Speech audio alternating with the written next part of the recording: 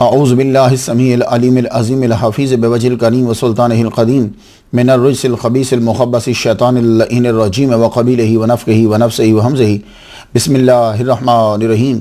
तमाम नबियों के सरदार हज़रत मोहम्मद सल्लल्लाहु अलैहि वसल्लम और तमाम मज़ाहिब के सरदार दीन इस्लाम के पैरोकारों, सलामुन अलैकुम तिब्तुम, रहमतें बरकतें आप पर। हाज़ा रहमतुम मिर रब्बी। आज की गुफ्तगू जो है वो 4 कम 100 पर पहुँच गई। अल्लाह तेरा शुक्र, तूने इस माह महीन को अपने औलिया का जिक्र करने की तौफीक दी। मैं एक दिन गौस पाक का तज़किरा कर रहा था तो मेरे मुंह से यूं अर्ज़ निकली, गौस पाक आपके दर पर तो सारे औलिया आते हैं, अगर आप मुझे उस जगह पे रख दें जहां औलिया कराम अपने नालैन उतारते हैं, मैं उनके नालैन सीधे करूंगा। मेरे लिए यही बहुत बड़ी सादत है। ये दुआ मैंने जो मांगी तो 1-2 दिन ही गुजरे, 2012 का नवंबर है, ये 1-2 दिन ही गुजरे कि मेरे हाथ ख्वाजा फरीदुद्दीन अत्तार रहमतुल्लाह अलैह की किताब लगी। तो मैं पढ़ रहा था उनकी हिस्ट्री को। उन्होंने अपनी किताब तज़किरतुल औलिया के अंदर 96 औलिया को सरनामा कलाम बनाकर गुफ्तगू की। तो मैं जो पढ़ता गया तो पता चला कि जब वो दुनिया से गए थे तो अल्लाह ताला ने उनकी कब्र पर फरिश्ते नाजिल फरमाए। जबकि उस दौर के काजी का यह कहना था कि ये तो स्टोरियाँ सुनाया करता था, लेकिन बाद में उन्हें कायल होना पड़ा कि जो वो स्टोरियाँ सुनाते थे उन्हीं की वजह से अल्लाह ताला ने उनकी कब्र पर ख़ास रहमत के फरिश्तों का नज़ूल फरमाया। मुझ में फिर शौक़ पैदा हो गया। मैंने कहा मैं भी अपनी ज़िंदगी के अंदर कम अज़ कम 96 औलिया तो ज़रूर बयान करूँगा। तो आज वो दुआ कबूल हुई और ये दुआ यकीनन पीरे पीरा शेख सईद अब्दुल कादिर गिलानी रहमतुल्लाह अलैह की वजह से, उनके सदक़े से अल्लाह ताला ने पूरी फरमा दी। मेरे लिए आज बहुत बड़ा दिन है, यकीन जानिए बहुत बड़ा दिन है। 96 औलिया बयान करना आप लोगों के लिए तो हो सकता है आसान हो, लेकिन मुझे काफ़ी मेहनत करना पड़ती थी। मैं ढूंढता था, मेरे रब पाक ने मुझ पर करम किया, आज 96 नंबर आप तक पहुंचा और ये मेरी बख्शिश की ज़मानत है। अल्लाह से दुआ करता हूं कि मालिक इसे अपनी बारगाह में कबूल फरमा ले। अब आगे आप मेरे लिए दुआ करें कि अल्लाह ताला मुझे तौफीक दे और आसानी दे कि मैं 365 औलिया कराम को बयान करूं, जिसके अंदर दीन इस्लाम की तालीमात भी हों, ताकि लोग अमल करें और मेरी बख्शिश का सबब बन जाए। इस्मा दुआई बेखसाह से लुत्फ़े का, या अल्लाह आमीन आमीन आमीन आमीन बेजाह मुस्तफ़ा मुर्तज़ा मुश्तबा। इस लेक्चर के बाद बहुत अहम लेक्चर है, वो शुक्राना भी है। 97 नंबर जो लेक्चर है वो शुक्राना भी है। उसका टाइटल जो है वो किसी स्टोरी को नहीं बनाया, उसका टाइटल मैंने ये बनाया है कि अल्लाह ताला के वलियों का जिक्र करना ज़रूरी क्यों है, ये टाइटल बनाया। तो हो सकता है कि आपकी नज़र से वो हट जाए, लेकिन जितने लिसनर हमारे हैं, मैं गुजारिश करूंगा वो इस लेक्चर को ज़रूर समाअत करें। आइए गुफ्तगू को आगे बढ़ाएं। आज जिस हस्ती को सरनामा कलाम बनाया है उन्हें लोग कुछ यूं पुकारते हैं, फ़ख्रे सज्जादा नशीनान पाकिस्तान, मुजद्दिद तरीक़त व हकीकत, शम्सुल आरिफीन, हज़रत शम्सुद्दीन आलवी सयालवी चिश्ती रहमतुल्लाह अलैह। तारीख़ विलादत जो आपकी है वो 1799 ईस्वी है, जिसका अभी 2016 जा रहा है, और 1213 हिजरी है। तारीख़ विसाल आपकी 1883 ईस्वी है, 4 जनवरी, और सफ़र की 24 बनती है, 1300 हिजरी है। कमरी सालों के मुताबिक तकरीबन आपकी उम्र 86 साल बनती है, और शमसी सालों के मुताबिक तकरीबन आपकी उम्र 83 साल बनती है। पीरे पीरा शेख अब्दुल कादर गीलानी रहमतुल्लाह अलैह के विसाल से 652 साल बाद आप पैदा हुए और आज 2016 में आपको दुनिया से गए हुए तकरीबन 132 साल हो चुके हैं। आपका मज़ार सियाल शरीफ में है और यह गांव मुल्क पाकिस्तान के सूबा पंजाब के ज़िला सरगोदा के अंदर आता है। अजीम सनद से अजीम पैगाम समात कर लीजिए। इमाम रिज़ा अलैहिस्सलाम अपने वालिद गिरामी इमाम मूसा काज़िम से बयान करते हैं। इमाम मूसा काज़िम अपने वालिद गिरामी इमाम जाफ़र सादिक से बयान करते हैं। वो अपने वालिद गिरामी इमाम मोहम्मद अल बाकिर से बयान करते हैं। वो अपने वालिद गिरामी इमाम ज़ैनुल आबिदीन से बयान करते हैं। वो अपने वालिद गिरामी इमाम हुसैन से बयान करते हैं। वो अपने वालिद गिरामी मौला अली शेर खुदा रदी अल्लाह तआला अन्हु से बयान करते हैं। और मौला अली शेर खुदा रदी अल्लाह तआला अन्हु ने हुज़ूर सल्लल्लाहु अलैहि वसल्लम से सुना। आज मैं मतन दूसरा बयान करने लगा हूँ, चेन सेम है। हुज़ूर सल्लल्लाहु अलैहि वसल्लम ने फरमाया, अल ईमान मारिफतुन बिल क़ल्ब व कौलुन बिल लिसान व अमलुन बिल अरकान। ईमान दिल से पहचानने का नाम, जुबान से कौल इकरार करने का नाम और आज़ा के साथ अमल करने का नाम ईमान है। तो यह बात याद रखिएगा। आइए नाम से बरकत हासिल करते हैं। सियाल लजपाल को जो ये टाइटल दिया गया फख्र सज्जादा नशीनान पाकिस्तान, इसका मतलब क्या है?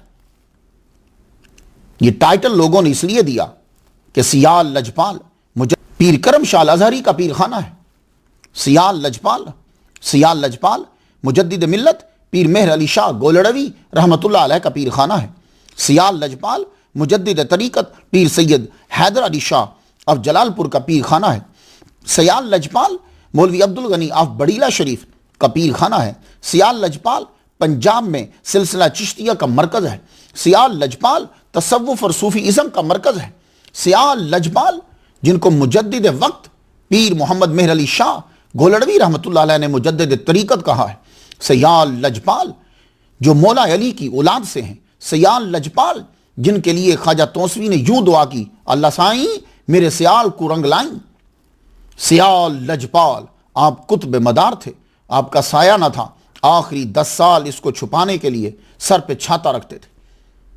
तो सियाल लजपाल को फख्र सज्जादा नशीनान पाकिस्तान इसलिए कहा कि तमाम के तमाम जो हैं वो जमा तफरीक करके किसी ना किसी तरह वहीं पहुंच जाते और बड़ी बड़ी गद्दियाँ जो हैं उनके जो बानी हैं वो आपके सिलसिले से जो है वो वाबस्ता।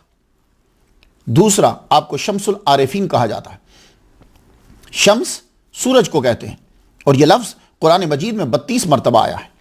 आरिफीन, शम्सुल आरिफीन, आरिफीन के सूरज। यह आरिफीन क्या है? आरिफीन आरिफ की जमा है। आरिफ का माना उर्दू में तो जानने वाला करते हैं, पहचानने वाला, जानने वाला करते हैं। मगर सूफिया में आरिफ वो होता है जो अल्लाह को उसकी ज़ात और सिफात के साथ जानता हो। दाता साहब क्या फरमाते हैं? दाता साहब फरमाते हैं कि आरिफ वो है जो माना के साथ साथ हकीकत को जाने। ये दाता गंज बख्श अली हुजवेरी रहमतुल्लाह अलैह फरमाते, माना के साथ साथ हकीकत को पहचाने। क्योंकि जो मौलवी होता है वो माना तो जानता है, लेकिन जब आरिफ बन जाता है तो फिर क्या मकाम होता है? फिर वो माना के साथ हकीकत को भी जानता है। अल्लाह आरिफ को तकदीर के रद्दो बदल से आगाह करता है। हज़रत अहमद बिन मोहम्मद बिन ज़ैद रहमतुल्लाह अलैह ने फरमाया, मैंने हज़रत शेख शिबली जुनैदी रहमतुल्लाह अलैह से सुना, आरिफ वो होता है जो गैरुल्लाह से ताल्लुक़ तोड़ ले। हज़रत ज़ुन्नून मिस्री रहमतुल्लाह अलैह फरमाते हैं, आरिफ वो होता है जो बातिन की हिफाजत करता है। हज़रत जुनैद बगदादी रहमतुल्लाह फरमाते हैं, आरिफ ज़मीन की तरह आजिज़, बादलों की तरह सही, खुद खामोश रहता है मगर अल्लाह उसकी शोहरत करता है। हज़रत अबू तय्यब सामिरी फरमाते हैं, अल आरिफ फ़ौक़ मा यक़ूलु वल आलिम दून मा यक़ूलु। हज़रत याहया बिन मुआज़ फरमाते हैं, आरिफ वो होता है जो मखलूक के साथ रहते हुए भी मखलूक से जुदा होता है। लिअन्नल आलिम काइमुन बिनफ्सिही वल आरिफ काइमुन बिरब्बिही। ये बड़ी टॉप की जो है वो डेफिनेशन है। लिअन्नल आलिम काइमुन बिनफ्सिही वल आरिफ काइमुन बिरब्बिही। और ख्वाजा शम्सुद्दीन अलवी सियालवी को आरिफीन का सूरज करार दिया गया। तो आपने आरिफ समझ लिया, आरिफ किसे कहते हैं? तो आरिफ जब समझ लोगे तो सियाल लजपाल को जो टाइटल दिया गया वो शम्सुल आरिफीन का टाइटल दिया गया। और ये टाइटल उन्होंने खुद नहीं रखा। कुछ टाइटल होते हैं कि आदमी खुद रखता है क्योंकि लोगों को पता नहीं होता टाइटल क्या देने हैं, तो फिर वो नया ढूंढ के देते हैं। आपने खुद भी नहीं दिया। और फिर खुद कुछ टाइटल ऐसे होते हैं कि मुरीदीन बनाकर दे देते, क्योंकि उनको तो लालच है। लेकिन शम्सुल आरिफीन का टाइटल सैयाद लजपाल रहमतुल्लाह अलैह को उन्होंने दिया है कि जो वक्त के उलामा थे, जो खुद एक मदरसा थे, जो खुद एक लाइब्रेरी थे, जो खुद मुजद्दिद थे, जो साहिब किताबो खिताब थे, उन्होंने ये शम्सुल आरिफीन का सैयाद लजपाल को टाइटल दिया। शम्सुद्दीन, ये आपका जाती नाम है, शम्सुद्दीन, दीन की रोशनी फैलाने वाला, दीन का सूरज। ये लफ्ज दीन नाम का हिस्सा जो बना तो ये 4वीं सदी हिजरी से शुरू हुआ और ये दिमश्क से शुरू हुआ। पहले दीन जो है वो नाम का हिस्सा नहीं होता था। आप देख लीजिए, अबू बकर सिद्दीक रदी अल्लाह तआला अन्हु, हजरत उमर, हजरत उस्मान, हजरत अली, सहाबा कराम चलते हैं, ताबईन का दौर भी आया, इमाम अहमद बिन हंबल है, इमाम आजम, इमाम शाफी, अबू हनीफ। तो ये दीन कब शामिल हुआ? दीन नाम का हिस्सा 4वीं सदी हिजरी से शुरू हुआ और दिमश्क से शुरू हुआ। जो बड़े बड़े शुराफा और उमरा होते थे, जब उनको बुलाया जाता था महफिल के अंदर, तो उनको लक़ब दिए जाते थे ऐसे कि जिनका मुज़ाफ़ दीन होता था। फिर वहां से ये सफर करता, ट्रैवल करता हुआ ये नाम हिंदुस्तान में आया।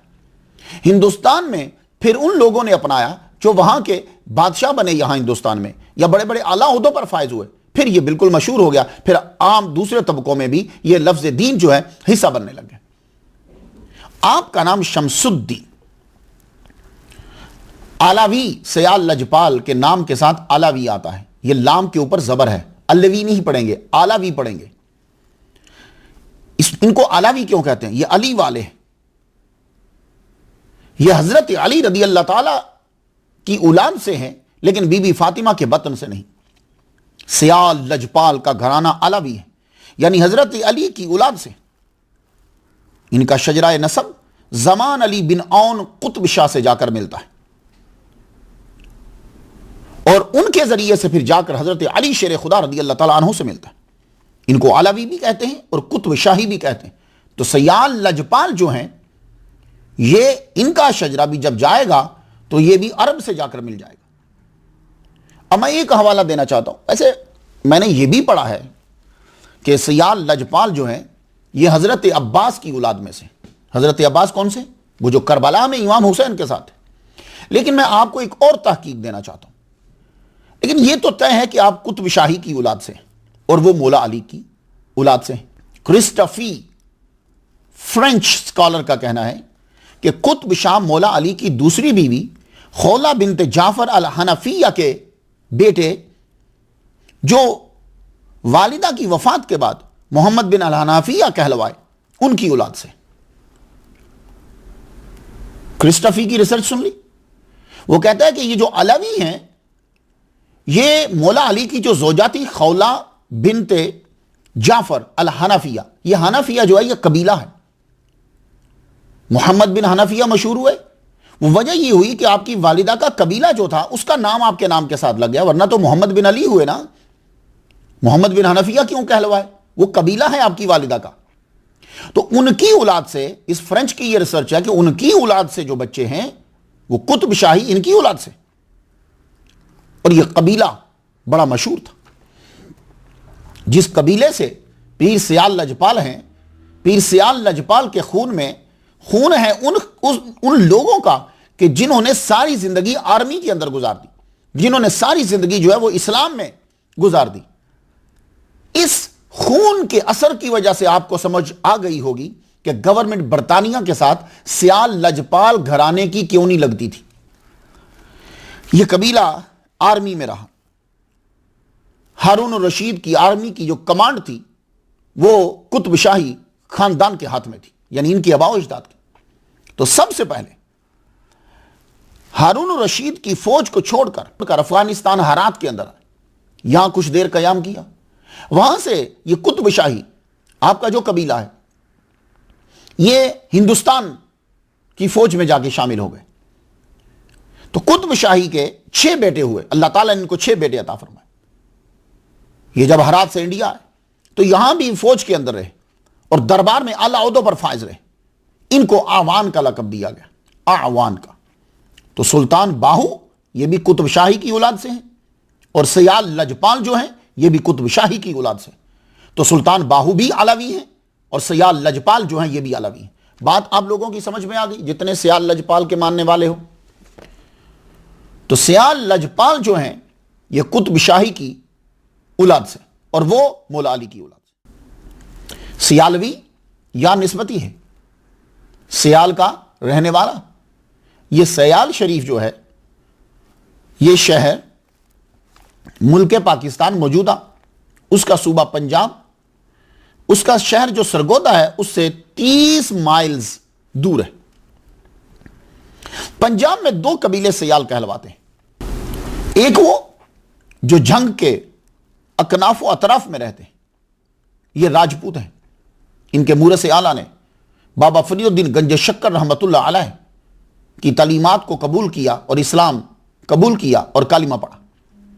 दूसरा कबीला जो कुतुब शाही है ये भी सयाल कहलवाते हैं, लेकिन ये हजरत अली शेर खुदा रज़ी अल्लाह तआला अन्हु की औलाद से हैं, उनसे सयाल लजपाल। अब ये तलफ़ुज़ इसका क्या है? तो एक लफ्ज़ होता है सयाल, या के ऊपर शद, ये अरबी जुबान का लफ्ज़ है, मुबालगा का सीगा है, माना होता है बहुत बहने वाला, रकीक। और एक है सियाल, या के ऊपर ज़बर, ये हिंदी लफ्ज़ है, इसका माना होता है जाड़ा, मौसम सरमा। तो यह सियाल नाम क्यों पड़ा?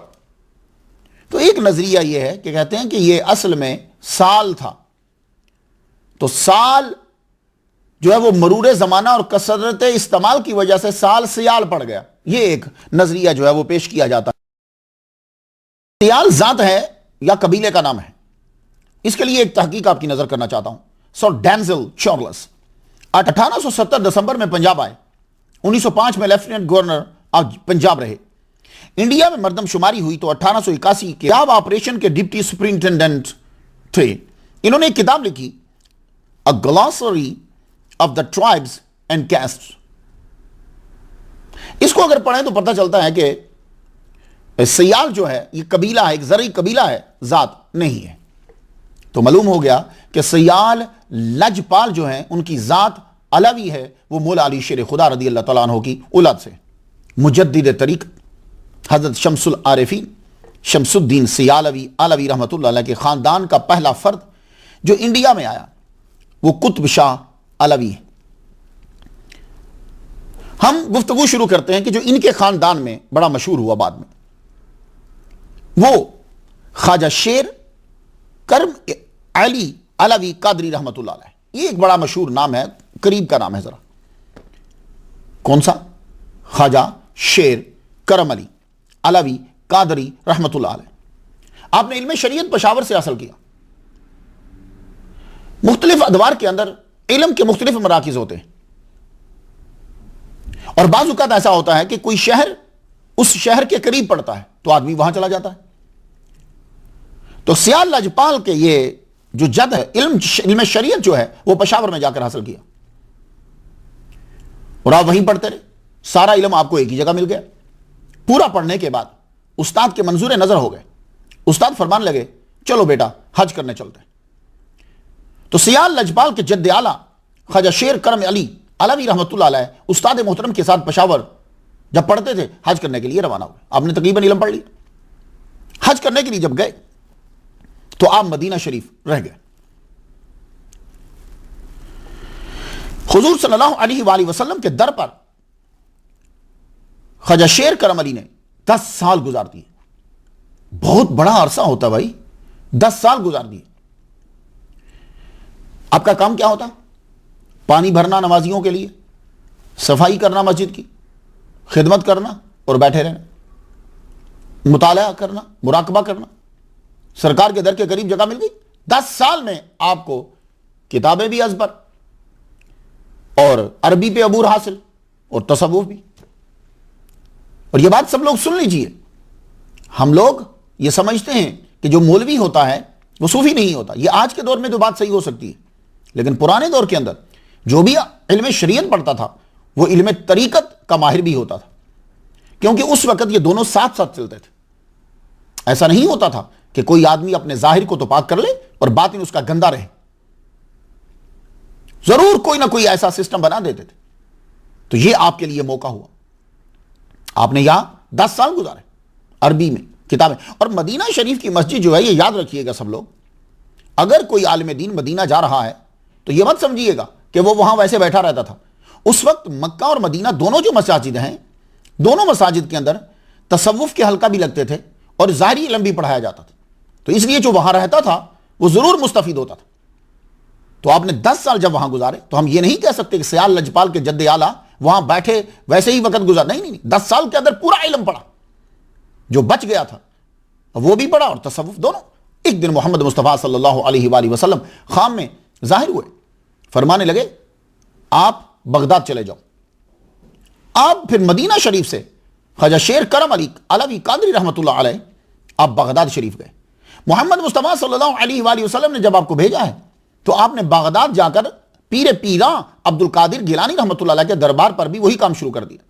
पानी भर के लाते, नमाजियों के लिए पानी रखते, उनके वुजू के लिए सफाई करते और रोजा पे फारिग वक्त में बैठकर मेडिटेशन और मुराकबा करते।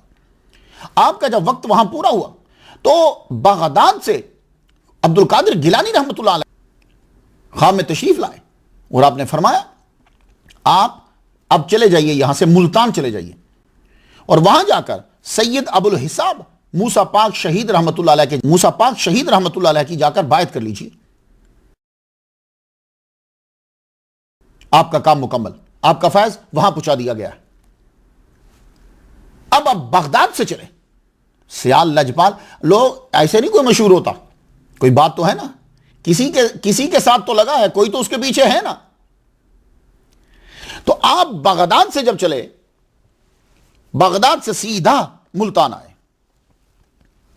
मुल्तान तशरीफ लाए, तो यहां आकर आपने मूसा पाक शहीद रहमतुल्लाह अलैह, ये गिलानी है, ये भी गौस पाक की औलाद से, इनकी बात की। इनको शहीद क्यों कहा जाता है? मूसा पाक शहीद, मुल्तान के लोग इन्हें जानते हैं। असल में हुआ क्या कि जाट कबीला की जो लंगा की वार थी, सिविल वार, उसके अंदर आपको गोली लग गई, तो आप जो है वो शहीद हो गए उस गोली से, इसलिए आपके नाम के साथ शहीद लगता है। तो ख्वाजा शेर करम अली अलवी रहमतुल्लाह अलैह ने इनसे बात करी, फैज लिया और यहां से आप वापस तशरीफ लाए। वो भी अपने पीर के कहने पर उन्होंने फरमाया अब आप वापस चले जाइए, जहां आपके मां बाप थे उसी जगह पे जाइए। तो करम अली जो हैं ये अब सफर करके मुल्तान से धोल बाला में पहुंचे। वहां अम्मी और अब्बू थे, आप अपनी अम्मी और अब्बू की इजाजत से पढ़ने के लिए गए थे, लेकिन वापस आए तो अम्मी और अब्बू नहीं है और एक आध रिश्तेदार था आपका, वैसे तो सारा कबीला, एक आध रिश्तेदार था वो भी गया, कोई भी नहीं कस्बे में। तो आपने अपना वहां से डेरा उठाया और जंगल में जाके डेरा लगाया। जंगल में डेरा लगाया, अल्लाह की इबादत शुरू कर दी। तो अल्लाह का वली और आलिम दीन जहां डेरा लगाता है, आदमी आने लग जाते, लोग आहिस्ता आहिस्ता रफ्ता रफ्ता आने लग गए। जब आए तो यहां भी आपने वही काम किया। सूफी वली कामिल जहां जाएगा लोगों के फायदे के लिए काम करेगा। सबसे पहले कुआं खुदवाया कि लोगों को पानी पीने में प्रॉब्लम है, फिर अल्लाह का घर बनाया कि लोगों को इबादत करने में प्रॉब्लम है। अल्लाह का घर बनाने के बाद फिर आपने मकानात बनवाए कि लोगों को रहने में प्रॉब्लम है, क्योंकि मस्जिद में सोना तो हराम है ना। नवई तो सुन्नत इत्तिकाफ, अगर आप लोगों को कभी मस्जिद में जाना पड़ जाए तो ये याद रखिए मस्जिद में खाना हराम है, मस्जिद में सोना हराम है। तो इसीलिए मस्जिद में दाखिल होते हुए दावत इस्लामी वाले आपको बार बार याद करवाते हैं ना कि नवई तो सुन्नत इत्तिकाफ पढ़ लो। तो ये नवई तो सुन्नत इत्तिकाफ इसीलिए पढ़ लो कि आप अगर खा लिया या बात कर ली तो तुम्हें गुनाह ना हो। तो मस्जिद में तो नहीं सो सकते थे, तो सियाल लजपाल के जद्दे आला ने क्या किया, मकानात बनवा दिए। अब तो उस जंगल में भी मंगल लग गया, लोगों को फैज देना शुरू कर दिया। फारसी जुबान पे अबूर हासिल था आपको, अरबी जुबान आपने 10 साल मदीना शरीफ में पढ़ा था, वहां रहे थे, अरबी जुबान पे अबूर हासिल, अल्लाह के बंदों की खिदमत में लग गए। आपने फिर अपने मुर्शिद के हुक्म से एक पाक दामन औरत से शादी कर ली। शादी जब की, अल्लाह ताला ने आपको 5 बेटे अता फरमाए। इनमें से एक बेटा हजरत ताज महमूद अलवी रहमतुल्लाह अलैह मुकम्मल कंप्लीट कॉपी थे अपने अब्बा हुजूर की, तरीकत में भी और शरीयत में भी। ये हज करने के लिए जब गए तो वहां विसाल हो गया, अल्लाह ताला ने वहीं रख लिया, लेकिन निशानी छोड़ गए। आपके साहबजादा थे जिनका नाम हाफिज बरखुदार अलवी रहमतुल्लाह अलैह, ये दादा को बड़े प्यारे थे। क्यों? इसलिए कि हाफिज कुरान थे। ये अपने दादा को करम अली अलवी इन्हें कुरान सुनाया करते थे, तो आप बड़े खुश होते थे कुरान सुन के, पोते से बड़ा प्यार। तो आपकी रूहानियत की वजह से हाफिज बरखुदार अलवी रहमतुल्लाह अलैह, इनकी रूहानियत की वजह से लोग इस्लाम की तरफ आने लगे। तो मौजा हिंदवान के उमरा ने 500 बीघा जमीन जो है वो आपको दी। ये 500 बीघा जमीन जो है यहां सियाल शरीफ जो है वो आबाद किया गया। एक बीघा 4 कनाल का होता है, तो 500 बीघा 2000 कनाल जमीन हुई। तो 2000 कनाल जमीन जो आपको मिली, तो जाती अपने फायदे के लिए इस्तेमाल नहीं की कि अपने फायदे के लिए इस्तेमाल करें, नहीं कहा जो इस्लाम में दाखिल होता है यहां मकान बनाए, जो पढ़ना चाहता है यहां मकान बनाए, जिसके पास मकान नहीं है यहां मकान बनाए। ये सूफी का कमाल होता है, ये तसव्वुफ है। ये चाहते हैं हम। तसव्वुफ हिंदुओं और सिखों की तरह ये जंगलों में निकल जाना नहीं है। तसव्वुफ बातिन को पाक करना और इंसानों को फायदा देना। अब इनके बाद हाफिज मोहम्मद शरीफ अलवी सियालवी रहमतुल्लाह अलैह, ये अपने वालिद ग्रामी हजरत हाफिज बरखुदार अलवी रहमतुल्लाह के बाद जानशीन हुए।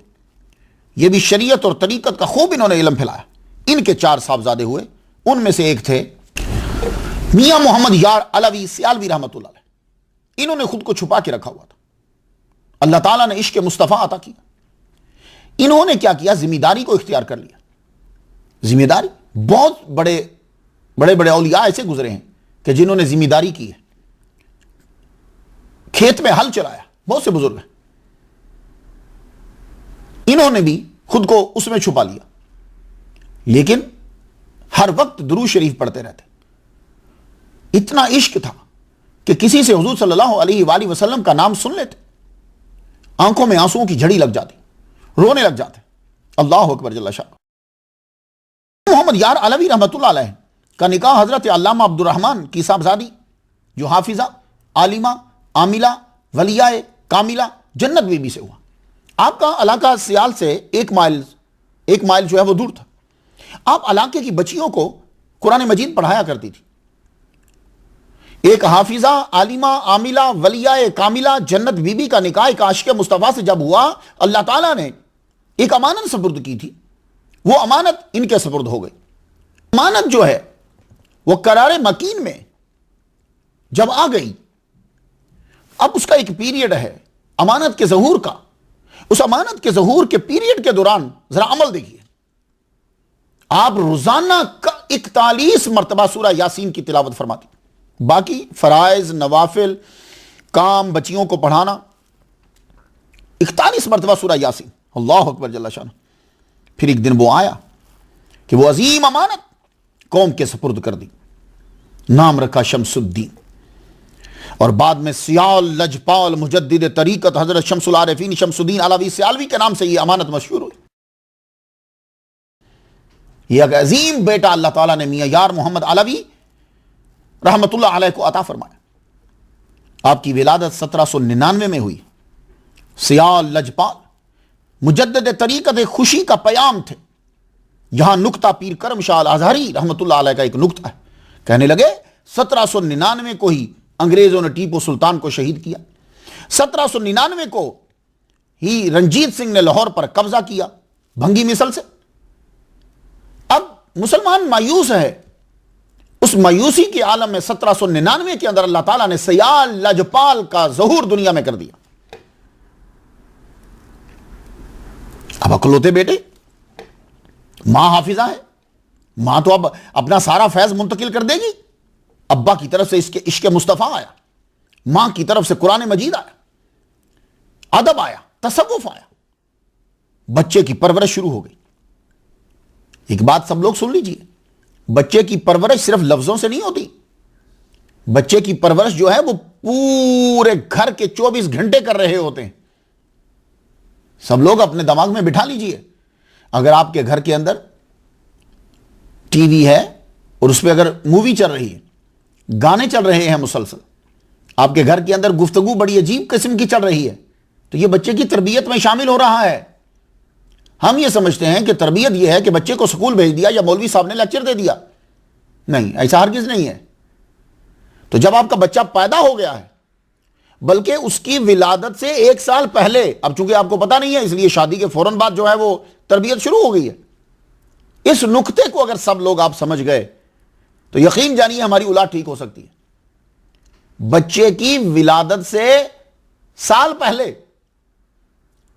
अब उसके लिए मैं ये तयन करता हूं कि जिस दिन शादी हुई है उस दिन से बच्चे की तरबियत शुरू है। अब आप पे डिपेंड करता है कि आप क्या बनाना चाहते हो बच्चे को। जो तुम करोगे अब वही बच्चे की तरफ मुंतकिल हो जाएगा। तुमने नमाजें शुरू कर दी हैं, नवाफिल शुरू कर दी हैं, कुरान शुरू कर दिया है, ये चीजें बच्चे की तरबियत शुरू हो गई। अब वो घर से, अब अगर घर में टीवी है, गाने हैं, आ रहे हैं लोग, गालियां दे रहे हैं या इस्लाम क्या, बच्चे के जहन में वही चीजें जाती जा रही हैं। तो इसलिए उस्ताद नाकाफी है जो आपने तरबियत में 1-2 मिनट के लिए शामिल किया हुआ है, वो 1-2 मिनट ही बनते हैं जितना उसने वक्त गुजारा। ये देखिए अब सियाल लजपाल की वालिदा, अब तरबियत शुरू है। बाप आशिक मुस्तफ़ा दरूद पढ़ रहा है, अम्मी हाफिजा है और कुरान मजीद पढ़ रही हैं, पढ़ा रही हैं बच्चे की तरबियत। 5 साल के हुए सियाल लजपाल, तो वालिदा मोहतरमा ने कुरान मजीद याद करने के डाल दिया। तो सियाल लजपाल ने 5 साल की उम्र में कुरान मजीद याद करना शुरू किया, 2 साल के अंदर कुरान मजीद याद कर दिया, 7 साल में कुरान पाक मुकम्मल याद।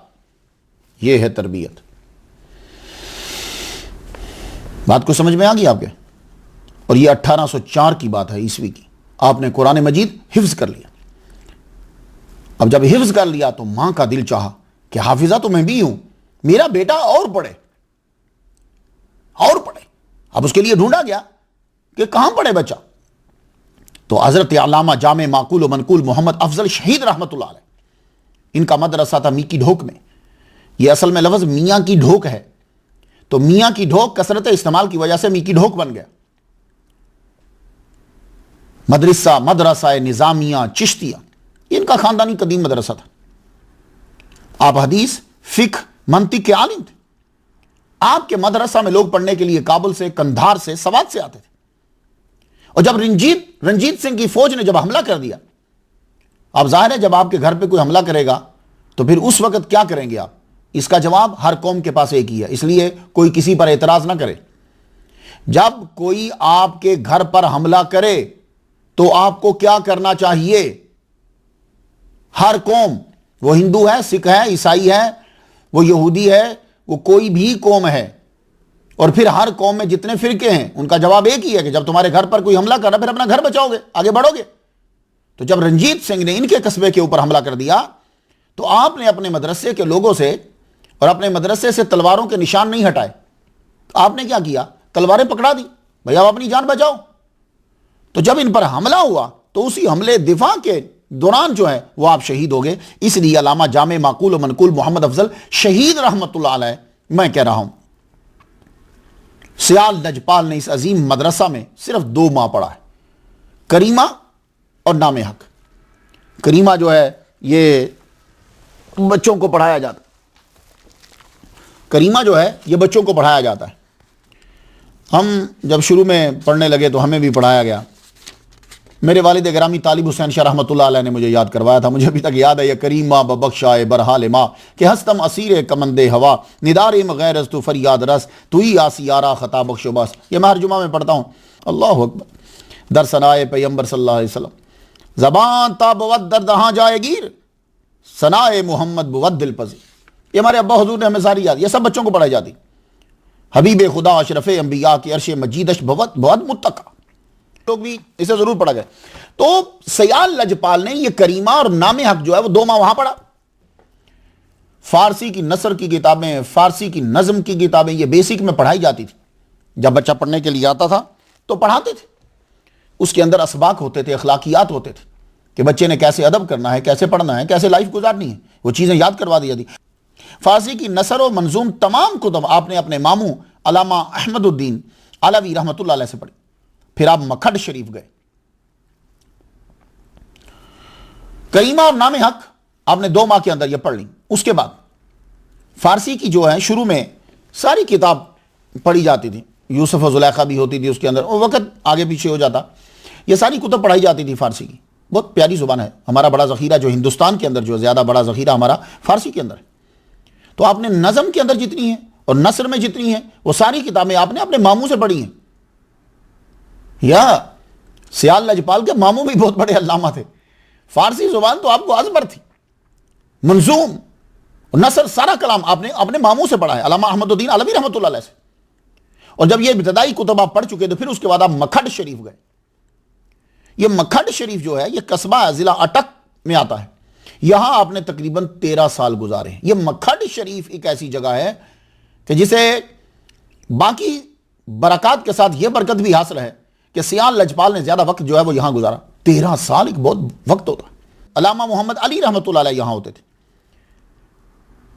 तो यहां अपने अल्लामा मोहम्मद अली रहमतुल्लाह अलैह से 1817 ईस्वी तक पढ़ा। तो अब आप देख लीजिए कि जब 13 साल गुजारे हैं तो सारी कुतुब पढ़ डाली होंगी, जितनी को बीच में आती हैं सबकी सब पढ़ दी। पीर सियाल लजपाल जब अपने मदरसा से घर की तरफ आते अपने माँ बाप को मिलने के लिए, तो रास्ते में दीनपुर कस्बा जो है वो पड़ता था। उस कस्बे में एक वली कामिल आते थे, मियाँ मोहम्मद अकरम रहमतुल्लाह अलैह। वो जो ही देखते शमसुद्दीन सियाल लजपाल को, अलवी रहमतुल्लाह अलैह को देखते तो खड़े हो जाते। खड़े होके पास चले जाते, सलाम करते, साथ साथ चलते रहते, दुआ के लिए दरख्वास्त करते, बड़ी बड़ी इज्जत और एहतराम का इजहार करते, जबकि वो उम्र में बहुत छोटे। बाजुका तो ऐसा होता कि जो कस्बा की हद है वहां तक चले जाते। एक दिन आपके एक खादिम ने पूछ लिया, कहने लगे आप इस नौजवान की इतनी इज्जत क्यों करते हो? तो आपने फरमाया तुम देखना एक रोज ये नौजवान अकलीम फक्र का फरमा रमा बन जाएगा। इसकी अजमत का डंका 4 दांगे आलम में बजेगा। बड़े बड़े अरबाब कमाल इसके यहां हाजिर होकर मंजिल को पाएंगे। और अपने बेटे को वसीयत की, मियां मुराद बख्श को। उन्होंने कहा सुन, ये तुझे मैं वसीयत करके जा रहा हूं, जब ये लड़का बायत करके आए और खिलाफत इसे मिल जाए तो तूने इसकी बायत करना है। मक्खड शरीफ में 13 साल आपने गुजारे। उसके बाद अल्लामा हसनुद्दीन तौसवी रहमतुल्लाह अलैह के पास पहुंचे। इनका मदरसा ज़िला अटक के कस्बा इखलास में था। आपने शरीयत का इल्म, ये अल्लामा हसनुद्दीन जो है, इन्होंने शरीयत का सारा इल्म जो है वो हिंदुस्तान से हासिल किया था। 1817 में इनके पास शरह विकाया और मुतव्वल पढ़ने के लिए गए। शरह विकाया हिदाया से पहले पढ़ी जाती है, हो सकता है कि तब कहीं मदरसे में आगे पीछे। शरह विकाया विकायतुर रिवाया फी मसाइल हिदाया, अल्हम्दुलिल्लाह मैंने ये किताब जामे माकूल व मनकूल हज़रत अल्लामा सैयद यकूब शाह बदायूनी रहमतुल्लाह अलैह से मैंने ये पढ़ी। ये किताब मैंने उनसे पढ़ी, दोनों जिल्दें मैंने उनसे पढ़ी। अल मुतव्वल ये किताब भी पीर सियाल लजपाल ने अल्लामा हसनुद्दीन से पढ़ी। ये मुतव्वल जो है ये शरह तलखीसुल मिफ्ताह अल्लामा तफ्तज़ानी रहमतुल्लाह अलैह की किताब है। इस किताब को जब आप पढ़ेंगे तो ये शुरू होती है अल्हम्दुलिल्लाहिल्लज़ी अलहमना हक़ाइक़ल मआनी व दक़ाइक़ल बयान। यहां से ये किताब शुरू होती है, मुतव्वल जो है आपने वहां पढ़ी। 2 साल तक आप यहां रहे। उसके बाद 1819 में आप अफगानिस्तान रवाना हो गए। तो सियाल लजपाल अब हायर एजुकेशन के लिए, सनद लेने के लिए, दस्ताने फजीलत के लिए हिंदुस्तान से, यानी उस वक्त ये सारा हिंदुस्तान ही होता था, यहां से आप अफगानिस्तान के लिए रवाना हुए। जब आप वहां पहुंचे, आपने सुना तो था कि वहां अल्लामा गौस मोहम्मद रहमतुल्लाह अलैह हैं, हाफिज दराज हैं। लेकिन आदमी जब जाता है तो शुरू में प्रॉब्लम होती है, ढूंढने में भी और जगह का बड़ा मसला बनता है। मैं कई मुल्कों में जाता हूं, ये जैसे एक मिसाल देता हूं आपको, मोरक्को में मैं गया, मराकिश में पूरा दिन ढूंढता रहा कि मोहम्मद बिन सुलेमान जजूली रहमतुल्लाह अलैह का रोजा कहां है। जबकि जिस जगह पे मैं खड़ा था, एक दफा मैं वहां से पैदल ही चला गया, पैदल ही चला गया और पैदल वापस आ गया। ना टैक्सी वाला जवाब दे रहा है, ना मुझे मिल रहा है। तो बाजू का जगह का मिलना भी बड़ा मुश्किल हो जाता है। आपको अफगानिस्तान के अंदर जब आप पहुंचे तो रिहाइश का बड़ा मसला बना सियाल लजपाल को। अब यूं ही जा रहे हैं, आवाज आई आगे से, हटो बचो, हटो बचो, अमीर शेर अली खां की सवारी आ रही है। अब जरा खून देखिए, मुलाय अली का खून है ना। तो पीर सियाल लजपाल आगे बढ़े, आगे बढ़कर उसके उसके उसके घोड़े की लजाम को पकड़ लिया। लजाम को पकड़ के सियाल लजपाल ने क्या जुमला कहा, फरमान लगे बराया खामत मा जाए मीदही या नमीदही। अच्छा, जलन से जुमला बोला। तो अमीर शेर अली खां आगे से क्या बोलता है, पीर सियाल लजपाल को यह कहने लगा, चरा नमीदहम बसरो चशमीदहम, क्यों नहीं दूंगा, आप मेरे मेहमान रहिए। 3 दिन तक पीर सियाल लजपाल अमीर शेर अली खां के शाही मेहमान रहे। और अफगानिस्तान के अंदर भी पीर सियाल लजपाल का इतना, आप माशाल्लाह आलिम तो थे, बस वो सनद फरागत लेनी थी, कोई थोड़ा सा फैज लेना था। क्योंकि जब आदमी हिदाया तक, मिशकात तक पहुंच जाता है तो फिर आदमी खुद आगे बढ़ता जाता। मैंने भी जब हिदाया शरीफ शुरू की, थोड़ा ही पढ़ा, उस्तादों ने फरमाया ठीक है अब आगे चलते जाओ। आप जब वहां पहुंचे, आपके इल्म को तस्लीम किया गया। और जो अमीर शेर अली खां के दरबार का जो काजी था, उसका अपना मदरसा भी था। उसने पीर सियाल लजपाल को अपने पास रख लिया, अपने पास रख के कहने लगा, जो जो आप मुताला करना चाहते हो आप करो, मेरे पास रहो। आपने वहां कुछ रोज कयाम किया। 3 दिन शाही मेहमान रहने के बाद मदरसा में मुंतकिल हो गए। आपकी जब रिहायश का बंदोबस्त कर दिया गया, आपने वहां पढ़ना शुरू किया। इस कदर उस्ताद आपसे मुतासर हुए कि वो काजी मुतासर हुआ, कहने लगा कि आप मेरे बेटे बन जाओ। मेरा बेटा नहीं है तो कैसे बेटे बनो, मेरी बेटी से निकाह कर लो, तो तुम मेरे पास ही रह जाओ, मैं तुम जैसे काबिल शागिर्द को खोना नहीं चाहता। तो अफगानिस्तान में पंजाबी नहीं बोली जाती थी, यह मुजद्दिद तरीकत फारसी का भी माहिर है। आपने फरमाया नहीं, मैं अपने मां बाप का अकलौता बेटा हूं, मेरे मां बाप ने सिर्फ इतनी ही इजाजत दी है कि मैं यहां से दस्तार फजीलत हासिल करूं, मैं यहां शादी नहीं कर सकता। ये अजीम लोग होते हैं, अल्लाह अकबर, ये होता है मां बाप का असर। तो वहां से फिर आपने शाहुल हदीस अल्लामा गौस मोहम्मद रहमतुल्लाह अलैह, इनसे हदीस की कुतब वो पढ़ी, मिशकात शरीफ भी वहीं आपने पढ़ी। हाफिज मोहम्मद दराज रहमतुल्लाह अलैह, उनसे भी पढ़ा। अल हिदाया शरीफ जो है, ये भी आपने, मुझे यूं ही मालूम होता है कि आपने इसका मुताला भी जाके अफगानिस्तान में ही किया। किताबुल हिदाया यहदिल हुदा इला हफ़ीज़िही व यजलुल अमा, हिदाया शरीफ भी ये हमारी बहुत हाई किताब है, अल्लाह अकबर जल्ला शान। अब देख रहे हैं कि तसव्वुफ में जो आदमी दाखिल हो रहा है, हमारा तसव्वुफ क्या है कि इसमें शरह विकाया पढ़ी जा रही है, मुतव्वल पढ़ी जा रही है, इसके अंदर फारसी पढ़ी जा रही है। तसव्वुफ में दाखिल होने के लिए हिदाया शरीफ को पढ़ा जा रहा है, सिहाह सित्ता को पढ़ा जा रहा है, बुखारी पढ़ी जा रही है और सारी पढ़ी जा रही है। बात याद रखिए, लोग बुखारी पढ़ते हैं पर सारी नहीं पढ़ते। हमारे यहां बुखारी पढ़ी जा रही है, सारी पढ़ी जा रही है। तो आपको वहां अफगानिस्तान में दस्तार फजीलत मिली, वहां के बड़े बड़े अल्लामा ने। अब इसी अंदाजा लगा लीजिए, जब अमीर शेर अली खां का काजी जो है, दरबार का काजी जब आपसे कह रहा है कि आप मेरी बेटी से निकाह कर लीजिए, यही रुक जाइए, तो भाई तो वो पैसों की वजह से तो नहीं ना बेटी दे रहे। तो पीर सियाल लजपाल, ऐसे नहीं पीर मेर अली शाह मुरीद हुए, पीर सियाल लजपाल ने दस्तार फजीलत हासिल करी। फिर आप वापस आ गए। अब जब वापस आए, कुछ देर आपने घर कयाम किया। कयाम करने के बाद आप तौसा शरीफ की तरफ रवाना हो गए। यह तौसा शरीफ जो है, मौजूदा मुल्क पाकिस्तान के सूबा पंजाब के जिला डेरा गाजी खां का शहर है। 20 साल की आपकी उम्र है।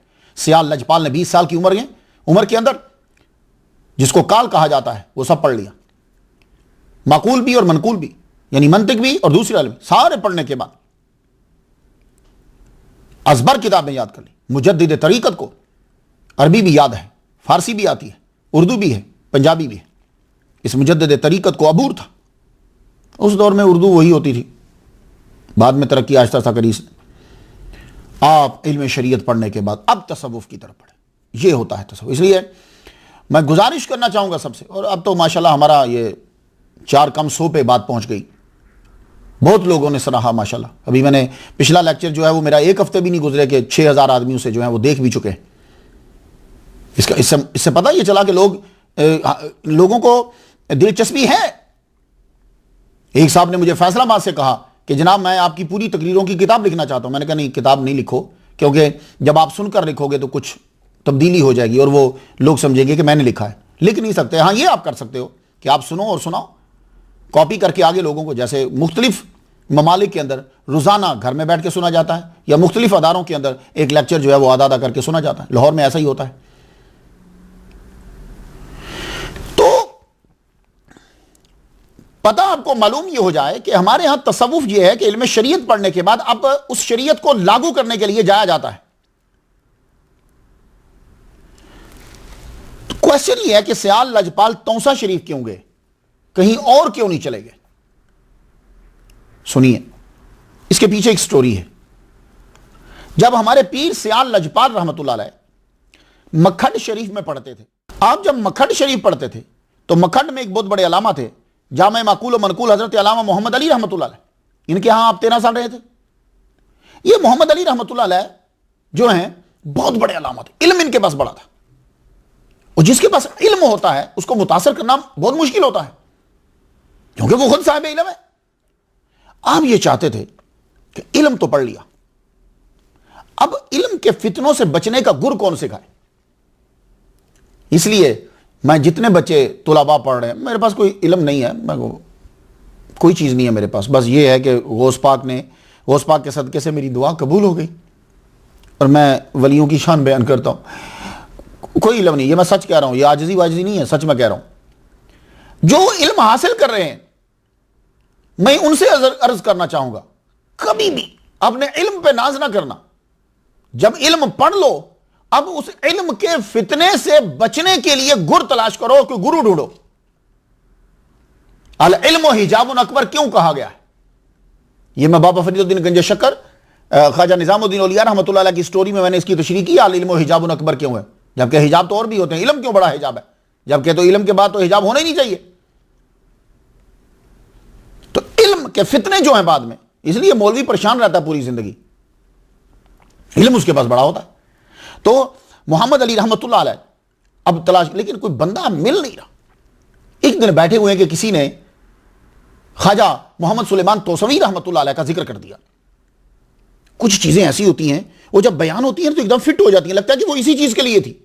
जिक्र करना था कि आपके दिल में शौक पैदा हुआ, उठे कि मैं फौरन जियारत करूं, उसी वक्त आप तौसा शरीफ रवाना होने के लिए तैयार हो गए, और साथ में शम्सुल आरिफीन शमसुद्दीन अपने शगिर्द, चहेते शगिर्द को साथ ले लिया। तब वहां पढ़ा करते थे, आपकी उम्र तो बहुत ही छोटी थी तब, साथ लिया और तौसा शरीफ रवाना हो गए। बड़ी तेजी के साथ सफर करते हुए, कम रुकते हुए आप तौसा शरीफ पहुंचे। तौसा शरीफ जब पहुंचे, उस्ताद और शगिर्द दोनों ख्वाजा मोहम्मद सुलेमान तौसवी रहमतुल्लाह अलैह के सामने जब बैठे, आपने नजर मारी, यूं देखा, दोनों को कैद कर लिया, दोनों को कैद कर लिया, उस्ताद को भी शगिर्द को भी। ख्वाजा मोहम्मद अली दोबारा ताज़ा वुजू करने के लिए बाहर गए। आप ऑलरेडी बावुजू ही थे, बैठे हुए थे। सबसे पहले सियाल लजपाल को ख्वाजा सुलेमान तौसवी रहमतुल्लाह अलैह ने बैत कर लिया उसी वक्त। जब वो वापस आए तो उन्हें पता चला कि ये तो मेरे शगिर्द को तो बैत कर लिया है, आप भी बैत हो गए। असर तो हो चुका था, बैत हुए। ख्वाजा मोहम्मद सुलेमान तौसवी रहमतुल्लाह अलैह ने अल्लामा मोहम्मद अली मखदवी को तो सारा जो देना था दे दिया, क्योंकि वो तो सारा पढ़ चुके थे। शमसुद्दीन सियाल लजपाल अलवी रहमतुल्लाह अलैह को आपने फरमाया, हर नमाज के बाद 11 मरतबा दुरूद शरीफ पढ़ना है। सब सियालवी सारे गौर से सुने, हर नमाज के बाद 11 मरतबा दुरूद शरीफ पढ़ना है। मगरिब के बाद अवाबीन पढ़ना है तुम्हें, और जब अवाबीन पढ़ो तो साथ 2 रकत नमाज नफिल हिफ्जुल ईमान के पढ़ने हैं। 2 रकत नमाज नफिल अल्लाह के इसलिए पढ़ रहा हूं कि मेरा ईमान महफूज रहे। ये हुजूर कुछ और फरमान लगे, नहीं अब चले जाओ, अब मेरे पास तब आना जब तुम इल्म शरीयत पढ़ लो। सुन लिया आपने? ये है हमारे यहां तसव्वुफ। पीर ने यह फरमाया कि अब चले जाओ, अब तब आना कि जब तुम पूरा इल्म शरीयत पढ़ लोगे, सनद ले लोगे, फिर आना मेरे पास। अब आपको समझ आ गई कि सियाल लजपाल तौसा शरीफ क्यों गए थे? यह वजह थी कि आप बचपन से बात कर चुके थे। तो जब आपने दस्तारे फजीलत ले ली, सारे इल्म पढ़ लिए, पढ़ने के बाद अब चले तौसा शरीफ लो, अब क्या पढ़ने जा रहे हैं? तो पता चला अब कोई इससे भी बड़ा इल्म है। तो आपने अगर बुखारी पढ़ लिया है, किताबें पढ़ ली हैं, हिदाया पढ़ लिया है, विकाया पढ़ लिया, सारी किताबें पढ़ ली हैं, तो अभी भी मुकम्मल नहीं हुआ, अभी फिर जाना है। तो वो कहां जाना है? वो यही तो तसव्वुफ है। इसलिए मैं अर्ज करूंगा हाथ जोड़कर तमाम जितनी बड़े बड़े मराकिज हैं हमारे जो गद्दी नशीन हैं, हाथ जोड़कर उनसे अर्ज है मेरी कोई औकात नहीं है, लेकिन ये एक मेरी गुजारिश है और ये बहुत बड़ी अहम गुजारिश है कि जितनी बड़ी बड़ी गद्दियां हैं, अपना एक बच्चा अपने जद्दे आला जैसा जरूर बनाओ, एक बच्चा। और आप बना सकते हो, आप ढूंढो उन जैसा, उसी तरह पढ़ाओ। अरबी पढ़े वो, और आज के दौर के अंदर इंग्लिश भी है, अरबी भी पढ़े, फारसी भी पढ़े, ये चीजें वो जरूर पढ़े। उसके बाद और वो फिर वो बैठेगा। ये बात याद रखिएगा, रिस्क तो अल्लाह ने देना ही है। और अगर आपकी फैमिली के अंदर 2-4 पढ़ चुके हैं तो फिर किसी को किसी और जगह भेज दीजिए फैस देकर, जैसे औलिया किराम करते थे। ख्वाजा निजामुद्दीन औलिया 500 बंदों को भेजा करते थे, किसी और जगह भेज दीजिए, वहां उसका मरकज लग जाएगा। यह जरूरी नहीं है कि 4 बच्चे अगर उस तरह के हैं तो चारों बच्चे उसी जगह बैठे रहे, नहीं, एक को कहीं और भेज दीजिए, एक को कहीं और भेज दीजिए, यह सिलसिला जारी रहे। और खुदा की कसम, अगर जद्दे आला जैसे ये गद्दियां आज की हैं बड़ी बड़ी, अगर वो अपने जद्दे आला की तरह एक एक बंदा भी तैयार करते तो आज हमारे पाकिस्तान के अंदर किसी बदमजहब को घुसने की जुर्रत ना होती। बस तो ख्वाजा सुलेमान तोसवी रहमतुल्लाह अलैह ने कहा कि अब जाओ, तो पढ़ने के बाद अब जब आप वापिस आए तो सीधा तौसा शरीफ पहुंचे। तो जब तौसा गए तो वहां आपकी अब तसव्वुफ की किताबें शुरू हो गई। देखा आपने तसव्वुफ कितना मुश्किल है, कि तसव्वुफ इतना मुश्किल है कि सियाल लजपाल हिदाया शरीफ पढ़ने के बाद, अरबी पे अबूर हासिल करने के बाद, फारसी पे अबूर हासिल करने के बाद आपको सारी की करीमा, नामे हक, सारी किताबें आपको याद हैं। उसके बाद फिर तसव्वुफ की किताबें नहीं, कौन सी किताब पढ़ी? लवाहे जामी, कशकोले कलीमी, ये किताबें पढ़ना शुरू कर दी हैं। लवाहे जामी शुरू करवाई। इस किताब के 34 लवाहे हैं, आखिरी है तजल्ली ज़ात व तजल्ली सिफात। इस किताब में सूफी को बाखबर किया जाता है कि कहीं गलत ज़ात के मुशाहिदे में गुम होकर असली ज़ात के जमाल को न खो देना, या ज़ात की एक सिफत में गुम हो जाए और बाकी को न छोड़ देना। यह बड़ा मुश्किल मरहला होता है। जब आप तसव्वुफ में जाते हो ना, तो आपको मुशाहिदा होता है और आप उसी जगह पर रुक जाते हैं। बाज़ औक़ात आपको मुशाहिदात नबियों के होने लग जाते हैं। वो बड़ा ख़तरनाक मरहला होता है। अगर कोई आदमी किसी नबी के मुशाहिदे पर रुक गया, हो सकता है कि वो गया, जब तक ज़ाते मोहम्मदी पे ना पहुंच जाओ उस वक्त तक डरते रहना। ये छोटी छोटी करामतों में पढ़कर तुम लोग ऐसे ही जो ना ना ना ना बड़ा डर रहता है, किस ज़ात में गुम हो गए हो, यह बड़ा मुशाहिदा जरूरी। और फिर कहीं एक ही सिफत में गुम तो नहीं हो गए, आगे भी बढ़ना है। और फिर अभी ज़ाते मोहम्मदी तक पहुंचे हो कि नहीं पहुंचे, मुशाहिदा कहां है तुम्हारा? ऐसा ना हो कि तुम ज़ाते मुसवी में गुम हो जाओ। ये गुरपीर बताता है। तो आपने ये किताब पढ़ी। उसके बाद ये कशकोल कलीमी, ये किताब हज़रत शाह कलीमुल्लाह शाह जहां आबादी रहमतुल्लाह अलैह ने 49 साल जब उनकी उम्र थी तो उन्होंने लिखी, किसी की गुजारिश के ऊपर यह किताब लिखी। इस किताब को चिश्तिया सिलसिला के पीरान ज़रूर पढ़ते, नहीं पढ़ते तो पढ़ना चाहिए सारे चिश्तियों को। शाह कलीमुल्लाह ने सिलसिला चिश्तिया को जिंदा किया, जमा किया। इस किताब में आप फरमाते हैं ये एक कशकोल है। ये कशकोल जो लफ्ज़ है असल में ये कजकोल है। कजकोल से कचकोल बना, कचकोल से कशकोल बना। ये बड़ा सफ़र करा इस लफ्ज़ ने। तो असल लफ्ज़ कज है। कज माने होता है टेढ़ा, और कोल कहते हैं लुकमे को। वो रोटी तोड़ के मुंह में डालते हैं ना, उसको कोल कहते हैं। तो कज कोल। तो आप फरमाते हैं जिसके ये कशकोल है, जिसके लुकमे लतीफ़ा रब्बानी को ताकत बख्शते हैं, मजाजी इस्लाम के कालिम में हकीकी ईमान की रूह फूंकते हैं और मुर्दा तबीयत को जावदानी ज़िंदगी अदा करते हैं। अक्सर चिश्तिया का यह तरीका रहा है कि जब वो खिलाफत देते थे तो दस्तार के साथ, तबरुकात के साथ कशकोल कलीमी ज़रूर देते थे। तो आप में से भी जो लोग अब तसव्वुफ में पढ़ गए हैं, उनको मज़ा आने लग गया है, तो रिसाला कुशैरिया, कशफुल महजूब के साथ साथ जो पीर हज़रात हैं उनको कशकोल कलीमी और लवाह जामी ये ज़रूर पढ़ना है। फ़ारसी के अंदर है, कुछ ढूंढिएगा कहीं उर्दू में भी मिल जाएंगे। कि अता से और निगाह से जब पढ़ लिया कुतुब को, तो उसके बाद पीर का यह हुक्म हुआ कि अब आप शादी करोगे। सूफिया और औलिया का शादी करना यह बताता है कि इन पर हिंदुओं का असर नहीं है। इन पर जो ईसाई जंगलों में निकल जाते थे, उनका असर नहीं है। इन पर असर मोहम्मद मुस्तफ़ा सल्लल्लाहु अलैहि वसल्लम। शादी की, ख्वाजा मोहम्मद सुलेमान तौसवी रहमतुल्लाह अलैह ने कहा शादी करो, तो उस वक्त सियाल लजपाल की उम्र 34 साल थी जब आपने शादी की। तो आपने 1833 में शादी की। शादी के 1 साल बाद ही 1834 के अंदर आपके सर पर खिलाफत का ताज रख दिया गया। उस वक्त ख्वाजा सुलेमान तौसवी रहमतुल्लाह की उम्र 64 साल थी और हमारे पीर सियाल लजपाल की उम्र उस वक्त जो है वो 35 साल। असल चीज़ अब आ गई जो हमें देखना है, जो सियालवियों को, चिश्तियों को और सियाल लजपाल के अकीदतमंदों को देखना है, वो आपकी इबादत का तरीका है, आदात हैं, इबादत है, मामूलात हैं, ये देखने हैं। करामात कम और ये देखना है हमें, ये अजीम हस्ती की इबादत क्या थी, कैसे करते थे, आदात क्या थी, मामूलात क्या थे।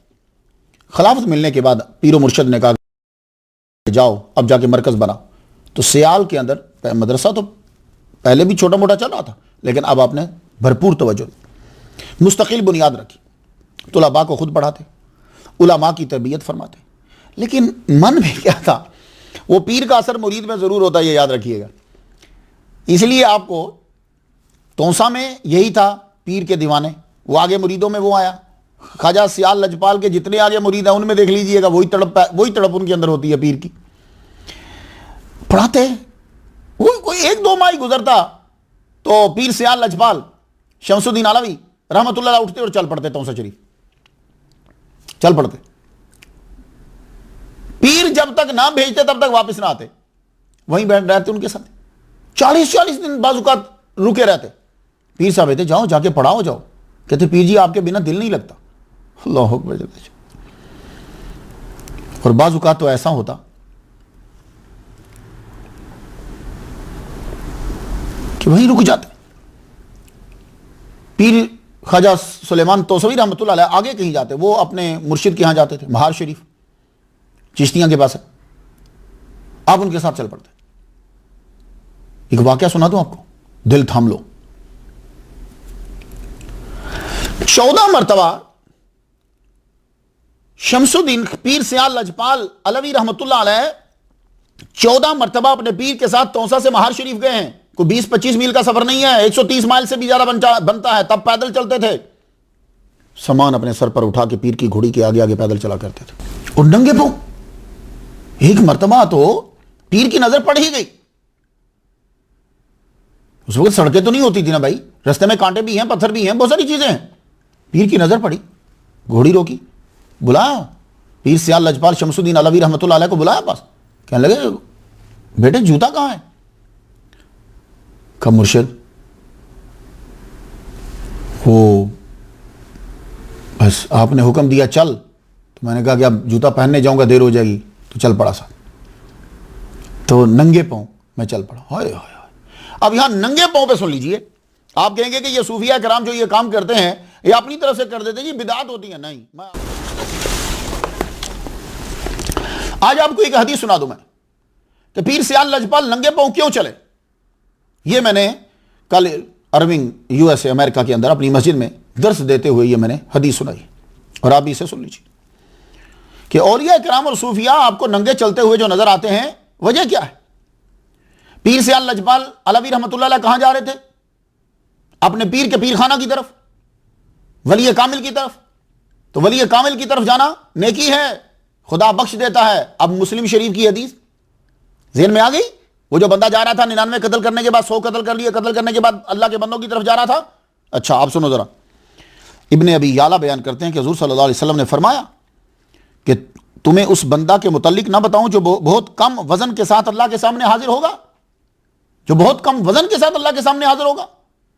अर्ज की या रसूलल्लाह जी, फरमाया नेक कामों की तरफ नंगे पांव जाने वाला, तो अल्लाह ताला उसके ऊपर मोहब्बत की नजर डालता है। क्यों? उसने देखा ही नहीं है। नंगे पांव चल पड़ना इस बात की दलील है कि वो उस काम से मोहब्बत करता है कि उसने जूता पहनना भी पसंद नहीं किया। हमारे वली जो हैं उनका एक एक हदीस पर नजर होती थी।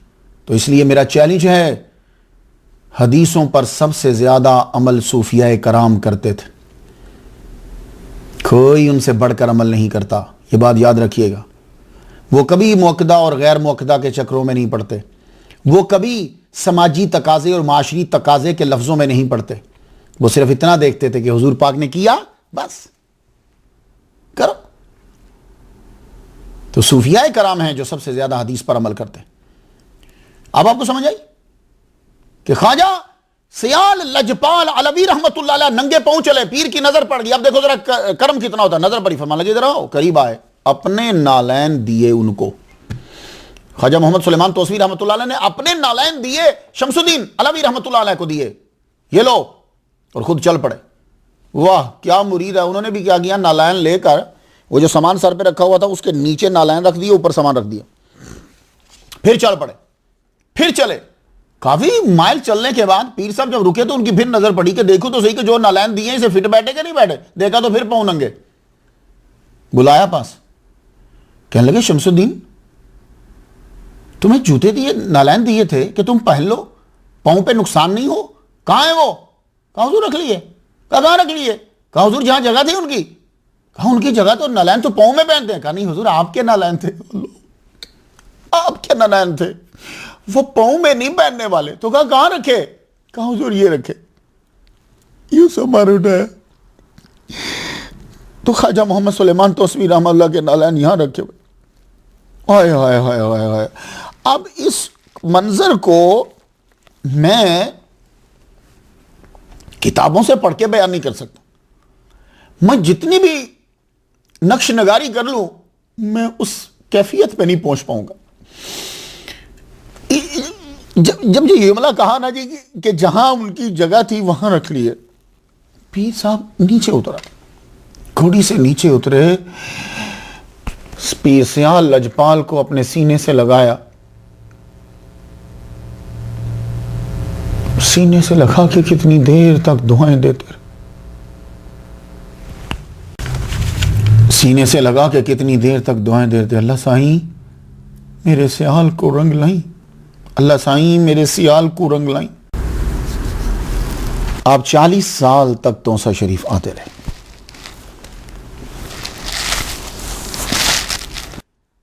और साल में कई बार आते जाते। आपने अपना एक राउट बनाया हुआ था, उस पर चलते थे। आपको मालूम है अगर आप में से कोई आदमी गांव में चलने वाला हो और रास्ते में कहीं ना कहीं घास उगा होता है, तो अगर आप बार बार वहां चलो तो वहां एक रास्ता बन जाता है, रास्ता सा बन जाता है। तो आपके खुलाफा फरमाते हैं कि आप इतनी बार तौसा शरीफ जाते रहे कि वो जिस रास्ते से आप गुजरते थे वो उसी रास्ते के ऊपर एक अलग सा रास्ता बन गया था। जब तौसा शरीफ जाते तो बस एक कंबल आपके पास होता, वो जो ऊन का कंबल है, सूफिया की जो निशानी, वो कंबल आपके पास होता, बस चल पड़ता। सर्दी होती तो ओढ़ लेते, गर्मी होती तो ज़मीन से जोड़ लेते, यानी जब सोने लगते तो नीचे बिछा लेते, बस। और आप जब चलते थे सियाल से तौसा की तरफ तो ऐसे लगता था कि ज़मीन सिमट गई है। बस एक रात बीच में पड़ती थी, दूसरे दिन वहां होते थे। हालांकि बहुत लंबा सफर है आप, और जब आप चलते अकेले होते थे आप, तो आपको पता है उस वक्त डाकू भी रास्ते में पड़ते थे। पीर सियाल लजपाल शमसुद्दीन अलवी रहमतुल्लाह अलैह एक मरतबा जा रहे अपने पीरो मुर्शिद से मिलने के लिए, रास्ते में डाकुओं ने हमला कर दिया। उन्होंने कहा लूट लो, कुछ ना कुछ तो होगा इसके पास। जब वो आगे बढ़े आपको मारने के लिए, पकड़ने के लिए बढ़े, आपने नीचे से झुक कर डराने के लिए पत्थर उठाया। पत्थर उठाना था कि सब ने चीखना शुरू कर दिया, सबने। आपने फरमाया क्या हुआ तुम्हें? एक पत्थर है मेरे पास, एक मैं बंदा हूं, मैं एक को मारूंगा, सब क्यों चीख रहे हो?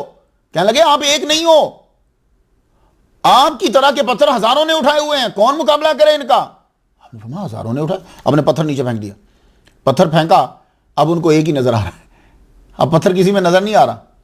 सारे डाकू करीब आ गए, डाके से तौबा की। अल्लाह अकबर दिल्ला शाह। पीर सियाल लजपाल तौसा शरीफ आपका आना जाना उस वक्त तक कम ना हुआ जब तक बदन खम ना हुआ। फिर बच्चों को भेजते थे। एक वाकया मोहम्मद बिन अलवी सियालवी रहमतुल्लाह अलैह की ज़ुबान से सुने। मोहम्मद बिन अलवी रहमतुल्लाह का नाम तो सुना आपने, उनकी ज़ुबान से सुनिए वाकया क्या। फरमाते हैं कि आप जब तौसा शरीफ जाया करते थे, पहले अकेले जाते थे, फिर फैमिली हो गई, फैमिली को भी साथ ले जाते थे। बाजू का फैमिली ऊँट पे होती, पूरा काफिला होता। आप जब जाते थे तो तौसा शरीफ के रास्ता में मालूम था आपके पीर भाई को कि यहां से ये गुजरते हैं, तो वो क्या करता था कि वो आपको थोड़ी देर के लिए ठहरा लेता, कहता रुक जाओ, कुछ खा के जाओ, बरकत हो जाएगी मेरे घर। था वो बेचारा गरीब, मट्टी और घास फूस मिलाकर उसने एक झोंपड़ी से एक मकान सा बनाया हुआ था, उसी में रहता। फिर उसने शादी कर ली। शादी कर ली तो बीवी आके रहने लगी।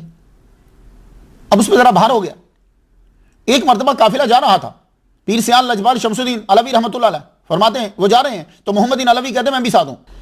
जो ही आपका काफिला उसके करीब पहुंचा तो आपकी आदत यह थी कि पीर सियाल लजपाल क्या करते थे कि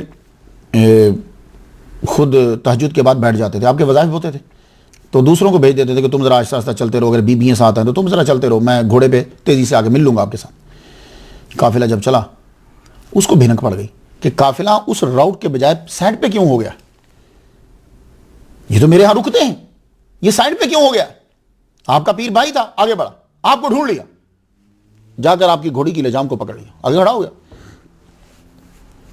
कहने लगा मेरे घर क्यों नहीं चल रहे, रुख चेंज क्यों किया। कहने लगे सुन, अब तेरी बीवी आ गई है, मैं तुझ पे भार नहीं डालना चाहता, ये इतना सारे खुदाम और ये सब मेरे साथ हैं तो मैं तेरे जाता तुझ पे भार पड़ता। कहने लगा अच्छा भार पड़ता मुझ, आप इस तरह करो जरा मेरे साथ आओ, इतना तो कर सकते हो ना। आप लेकर गए। जो ही वो झोंपड़ी के सामने पीर सियाल लजपाल रहमतुल्लाह अलैह पहुंचे, उसने लकड़ी उठाई जलती हुई, झोंपड़ी को आग लगा दी। कहने लगा अगर आप यहां कदम नहीं रखोगे तो फिर इस झोंपड़ी को रखना फजूल है, इसे जला दिया जाए। अल्लाहु अकबर जल्ला शाह। आपने अपने खादिम को दूर से बुला, फरमाया चल बुझा, पानी फेंक इसके ऊपर, और सारे को बुला, आज स्टे इधर ही करते हैं, आज कयाम यही होगा।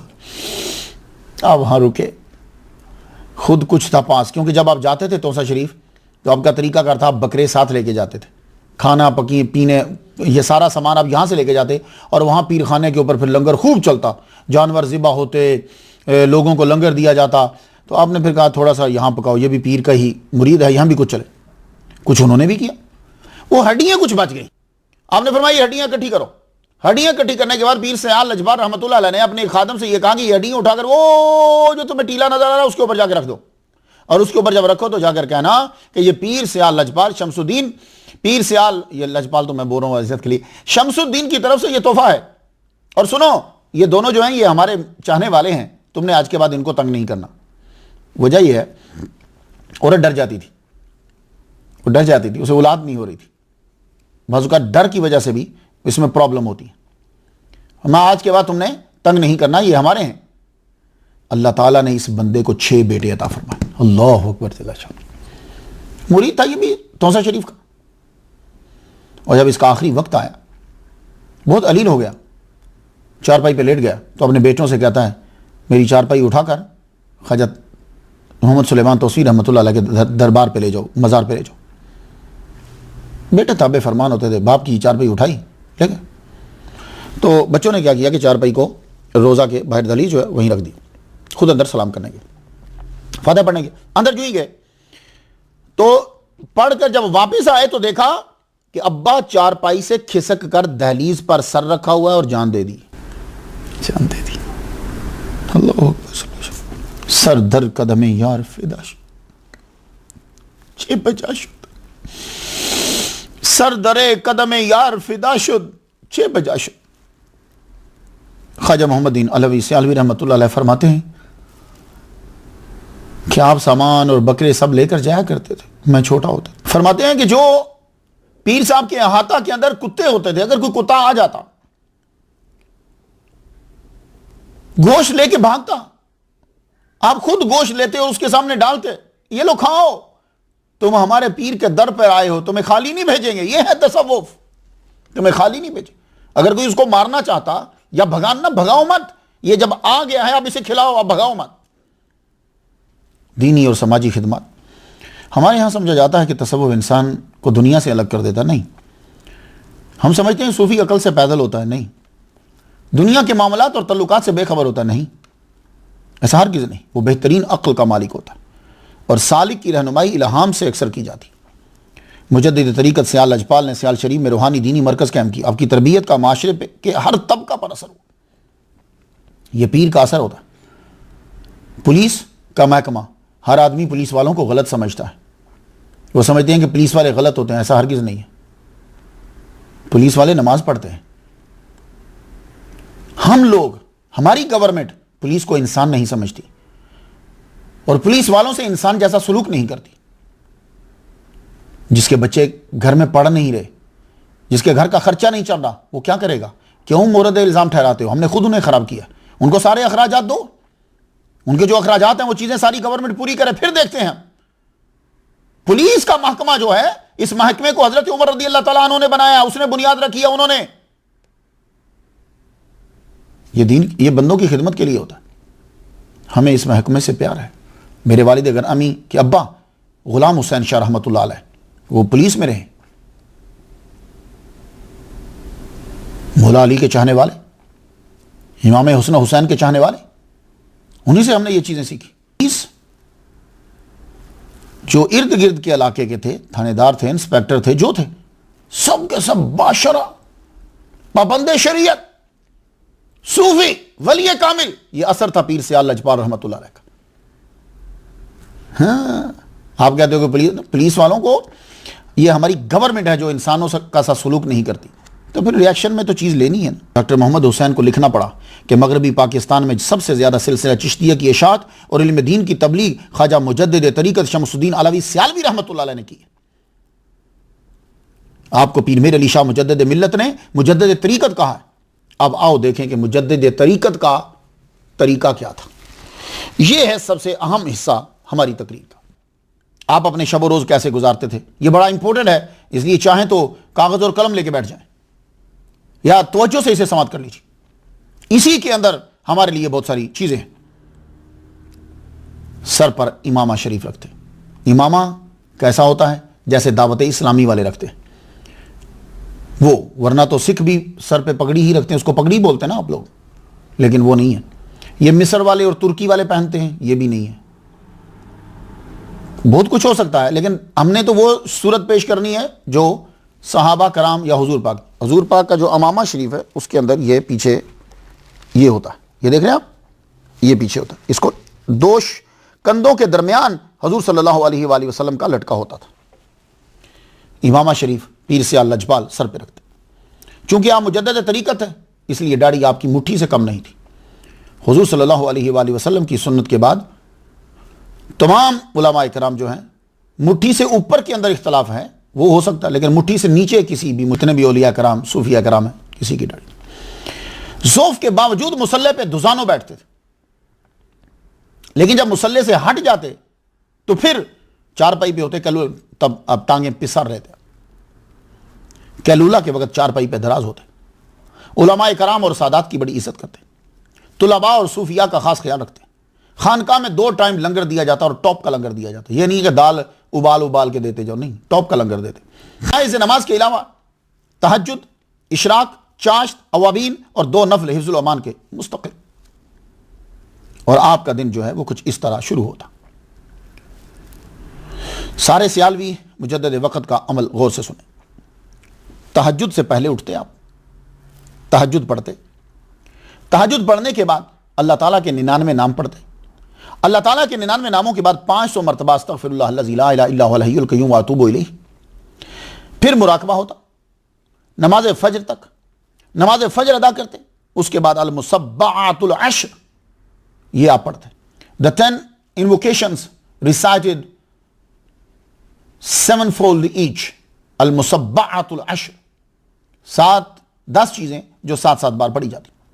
सूरह फातिहा, सूरतुन नास, सूरतुल फलक, सूरतुल इखलास, कुल हुवल्लाह, सूरतुल काफिरून, आयतुल कुर्सी 7 मरतबा, तीसरा कलमा 7 मरतबा, अल्लाहुम्मा सल्लि अला सय्यिदिना मुहम्मदिन अब्दिका व नबिय्यिका व रसूलिका नबिय्यिल उम्मी व अला आलिहि व सहाबिहि व सल्लम 7 मरतबा, अल्लाहुम्मा इग़फिर ली व लिवालिदैया व लिल मुमिनीना वल मुमिनात वल मुस्लिमीना वल मुस्लिमात अहयाइ मिनहुम वल अमवात 7 मरतबा, अल्लाहुम्मा इफ़अल बी व बिहिम आजिलन व आजिलन फ़िद दीनि वद दुनिया मा अंत लहु अहलुन वला तफ़अल बिना व बिहिम या मौलाना मा नहनु लहु अहलुन इन्नका गफ़ूरुन हलीमुन जव्वादुन करीमुन रऊफ़ुर रहीमुन 7 मरतबा।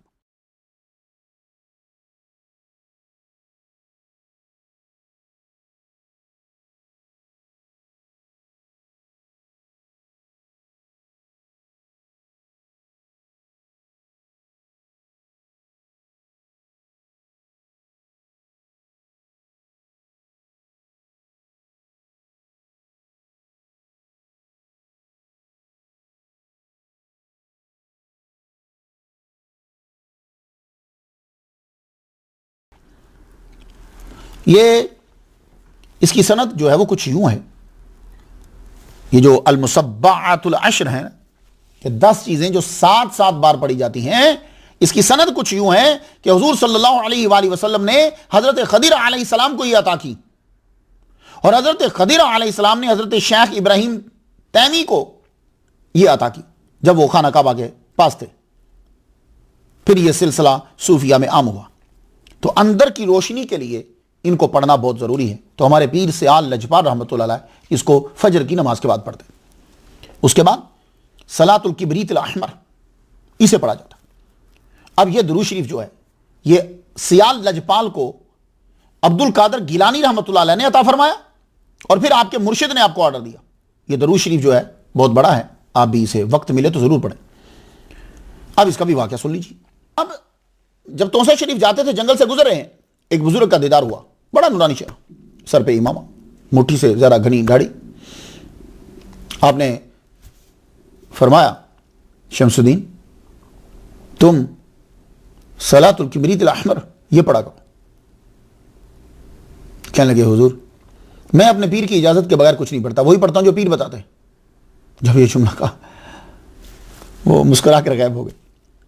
अब शमसुद्दीन अलवी रहमतुल्लाह अलैह जब तौसा शरीफ पहुंचे तो अपने पीर मुर्शिद ख्वाजा मोहम्मद सुलेमान तौसवी रहमतुल्लाह अलैह से जब मिले तो आपने फरमाया, जानते हो कि रास्ते में तुम्हें कौन मिला था? लो अभी बात शुरू नहीं हुई, उन्होंने पहले शुरू कर दी। जानते हो कि रास्ते में तुम्हें कौन मिला था? अर्ज़ की हुजूर मुर्शिद जाने।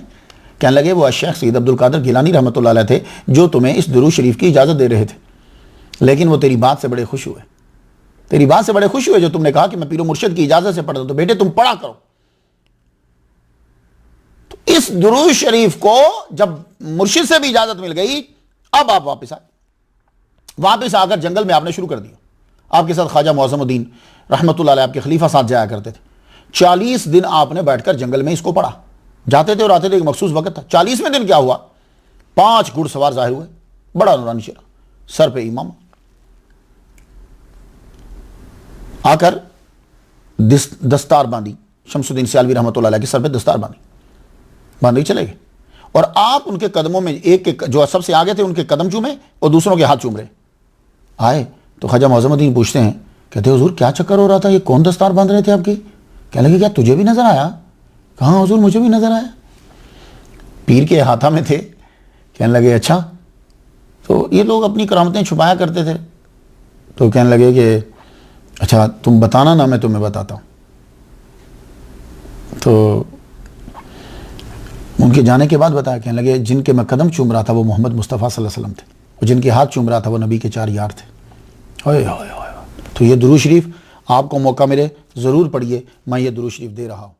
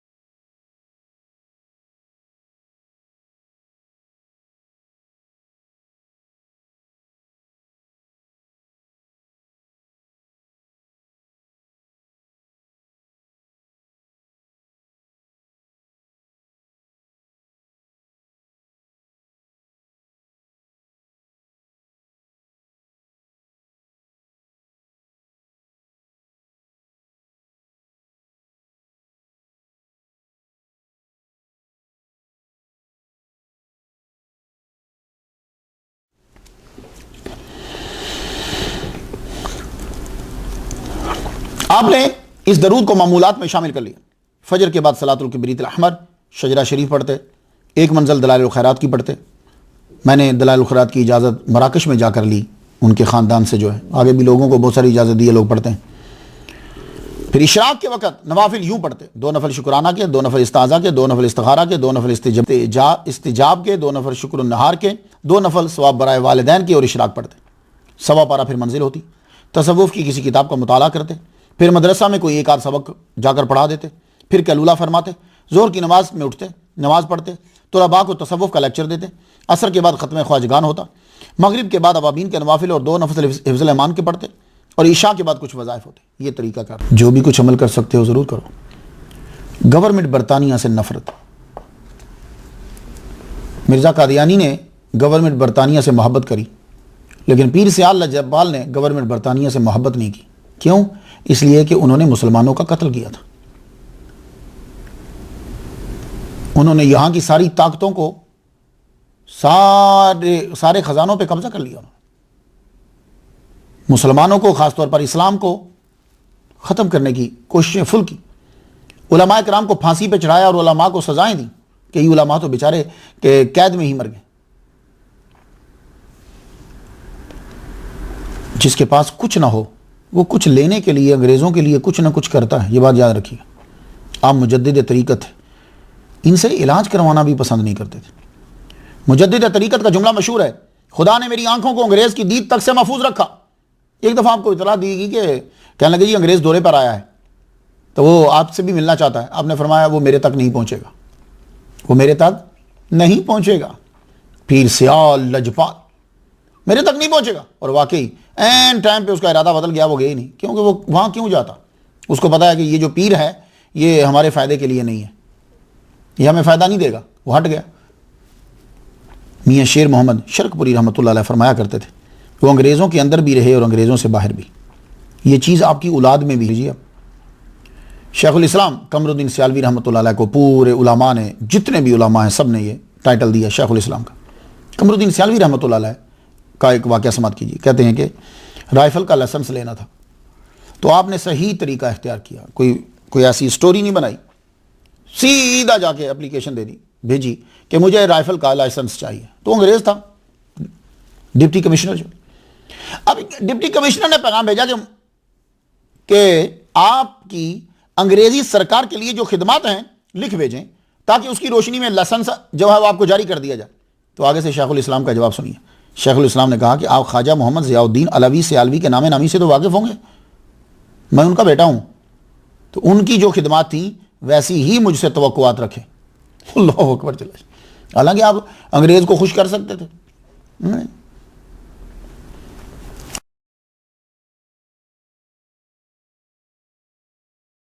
आदमी बड़ी जल्दी मशहूर हो जाता है अगर अंग्रेज़ों को खुश करे। अपने वही तवक्को रखो जो मेरे बाप से। मुताला का शौक बड़ा था। मुजद्दिद तरीक़त सियाल लजपाल का मुताला का बहुत इतना शौक कि आपके पास अरबी, फारसी, हिंदी जुबान की किताबों का ज़ख़ीरा, मसनवी शरीफ तो ज़्यादातर आप उसका मुताला फरमाते थे। और यह बात याद रखिए, मुफ़क्किर और मुकर्रिर जब मुताला बंद कर देता है तो जमूद का शिकार होने लगता है। मैं वली कामिल की बात नहीं कर रहा, हम अपनी आम लोगों की बात कर रहे हैं। इसलिए मुताला जो है वो जारी और सारी रहना चाहिए। उतलुबुल इल्म मिनल महद इलल लहद, ये मुताला ही तो है, वरना मरते दम तक कौन जाकर स्कूल में पढ़ेगा। तो हुजूर ने जो ये कहा कि उतलुबुल इल्म मिनल महद इलल लहद, कब्र तक इल्म हासिल करो, ये मुताला की तरफ तवज्जो दिलाई है हुजूर ने। वरना इल्म हासिल करने डिग्रियों की तो खास मुद्दत होती है, लेकिन मुताला जो है वो तुम्हारा आखिरी दम तक जारी रहना चाहिए।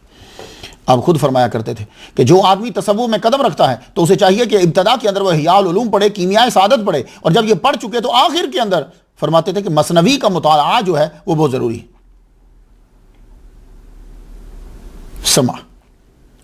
समा के आप शौकीन थे, कवाली के नहीं। मेरी बात सुने, ये मौजूदा कवाली जो है इसका इस्लाम के अंदर कोई ताल्लुक नहीं है। गाने वाला भी टुन्न होकर पढ़ रहा और सुनने वाले भी सारे के सारे बेवजू, और कोई तवज्जो नहीं है।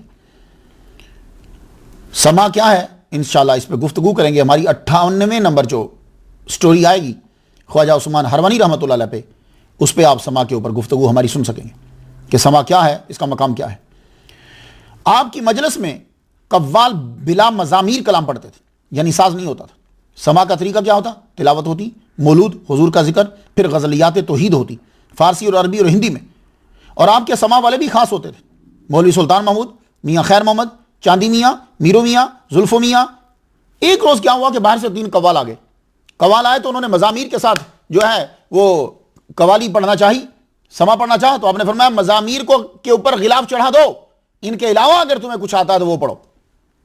अल्लाह अकबर। आजकल तो अस्तगफिरुल्लाह नात भी साजों के साथ पढ़ी जाती है, अस्तगफिरुल्लाह, फुल मजे, सब राजी या गाजी, सब राजी या गाजी।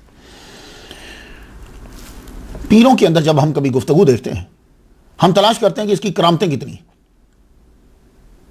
ये हम बड़ा तलाश करते हैं। हमें करामत जो है वो बड़ा कुछ जरूरी वक्त हो तो वहां इस्तेमाल की जाती है। उस वक्त किया जाता है जब इस्लाम की सरबुलंदी करना हो, अपनी जात की सरबुलंदी नहीं, इस्लाम की सरबुलंदी के लिए करामत का इजहार किया जाता है। ये पुराने औलिया कराम उसी वक्त दिखाते थे। सहाबा कराम का दौर, करामतें बहुत कम नजर आएंगी। क्यों? उनका ईमान आगे ही बड़ा मजबूत था, उनको जरूरत ही नहीं। तो ईमान को मजबूत करने के लिए करामत का औलिया कराम बाजुकात ज़हूर कर देते। और आजकल लोग तो करामत बनाते हैं, फिर बतलाते हैं, फिर उसको फैलाते हैं। आप खुद भी छुपाते थे और पीर सियाल लजपार दूसरों को भी हुक्म देते कि करामत छुपा दो, बल्कि आपने तो एक को सजा दे दी। उस पर भी वाक़या सुन लीजिए। और यह वाक़या पीर करम शाह अल-हज़ारी रहमतुल्लाह अलैह के ज़रिए से हम तक पहुँचा है। अब वाक़या कुछ यूँ है, एक मर्द दरवेश हाफिज़ शफ़ीक़ अहमद कादरी रहमतुल्लाह अलैह, जो हज़रत मूसा ज़ई के मुरीद थे, मुर्शिद के विसाल के बाद इनका एक मसला अटक गया। बड़े मुराकबे किए, बड़ा गौर किया, लेकिन वो मसला हल नहीं हो रहा। आप फिर दाता साहब के दरबार पे जाने लगे। दाता साहब के दरबार पर बैठे रहते, मसला हल हो जाए, मसला हल हो जाए। एक दिन दाता साहब ख्वाब में तशरीफ लाए, दाता गंज बशीर रिजवी रहमतुल्लाह अलैह। फरमा लगे तेरा मसले का हल मालूम है कहाँ है? ये पीर। तो ख्वाब के अंदर उनकी शक्ल दिखाई। फरमा लगे ये जम्मू में है और ये नाम इनका अब्बास अली शाह है, ये तेरा मसला हल ये करेंगे।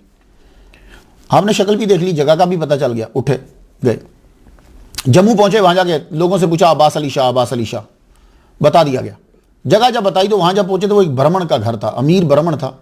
और ब्राह्मण के जो भैंसें थी, जो जानवर थे, उनकी चारा डाल रहे हैं उनको। हाफिज शफीक अहमद कादरी ने देखा तो वापस आ गए, मिले बिना ही वापस आ गए। लगे यार शायद हो सकता है कोई ऐसा वहम सा हो गया हो मुझे, ये मेरे मसले को कैसे हल करेंगे जो एक ब्राह्मण हिंदू के यहां नौकरी कर रहे हैं। फिर वापस आ गए, फिर दाता साहब की कब्र के ऊपर, फिर रोजे पे वहां जाते, मुराकबा करते। दोबारा फिर दाता साहब, दाता गंज बशीर रिजवी रहमतुल्लाह अलैह ख्वाब में आए। ये पीर करम शाह सब बयान कर रहे हैं। फिर उनकी ख्वाब में आए, इनका हाथ पकड़कर अब्बास अली शाह के हाथ में दे दिया, कहा ये तेरा मसला हल करेंगे। अब जब हाथ पकड़कर हाथ में दिया तो अब हाफिज शफीक अहमद को मालूम हुआ कि यार कोई मसला पक्का ही है। अब रेलगाड़ी के जरिए से जम्मू पहुंचे। जब रेलगाड़ी जम्मू पे रुकी तो उतरने लगे तो देखा अब्बास अली शाह आगे टहल रहे हैं प्लेटफार्म के ऊपर, जैसे किसी का इंतजार कर रहे होते हैं। जो ही अपने डिब्बा से नीचे उतरे, वो दौड़ते हुए आए, हाथ पकड़ा और पकड़ते हुए तेजी से चल पड़े।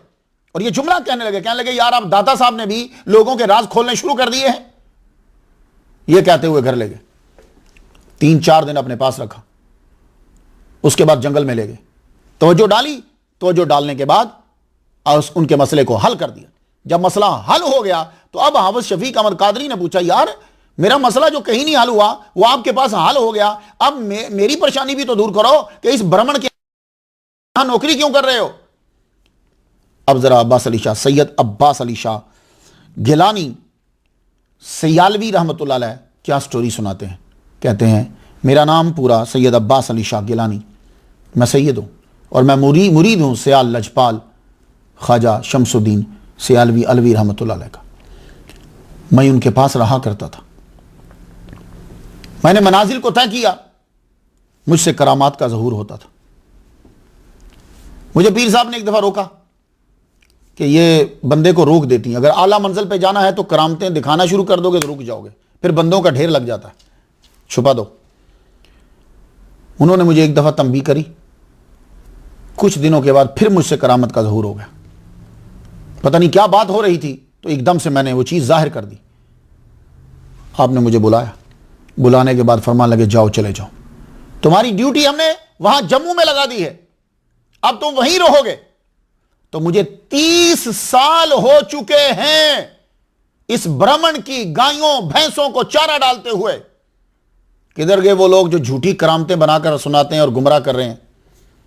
तो लगे मुझे 30 है, ये पीर करम शाह अल अज़हरी बता रहे हैं। क्या लगे? उन्होंने कहा वो 30 साल हो चुके हैं मुझे यहां, और अब मेरा वक्त पूरा हो गया है, मेरा वक्त पूरा हो गया है। अब सुनो, तुम ये पैसे अपने पास रख लो, फुला मेरा कस्बा है, तुम मेरे कस्बे में आ जाना, जब तुम्हारा दिल फोर्स करेगा तो तुम्हें पहुंचना है। ये देखो चीजें, जब तुम्हारा दिल फोर्स करेगा तो तुम्हें फिर चल पड़ना है, और जब चलना है तो तुम आओगे तो मस्जिद में तुम्हें चंद बंदे मिलेंगे। वो कहेंगे कि एक शाह साहब होते थे, सारी जिंदगी बाहर रहे, चंद दिन पहले आए और वो मर गए। जब वो तुम्हें ये बताएं तो इन पैसों की शिरीनी लेकर, चीज़ें लेकर तुमने फातिहा पढ़नी है और इसाले सवाब करना है। तो जब तुम आओगे तो मुझे मरे हुए गए हुए 3 दिन हो चुके होंगे, सारी चीज़ें बदल गए। फरमाया कि तुम इससे पहले पहुंच ही नहीं पाओगे। वही हुआ। हाफिज शफीक अहमद जो हैं वो कुछ अरसे के बाद वापस गए तो देखा गाँव में चंद बंदे बैठे हैं मस्जिद के अंदर, और वो यही कह रहे हैं। उन्होंने वही जुमले दोहराए जो जुमले सैयद अब्बास अली शाह गिलानी रहमतुल्लाह अलैह ने कहा था। और 3 दिन हो चुके, आपने खाना जो है वो पकवाया, तकसीम कर दिया। अल्लाह अकबर जल्ला शानहू। सच्ची करामत वालों का ये हाल है तो कज़्ज़ाबों का हाल क्या हो।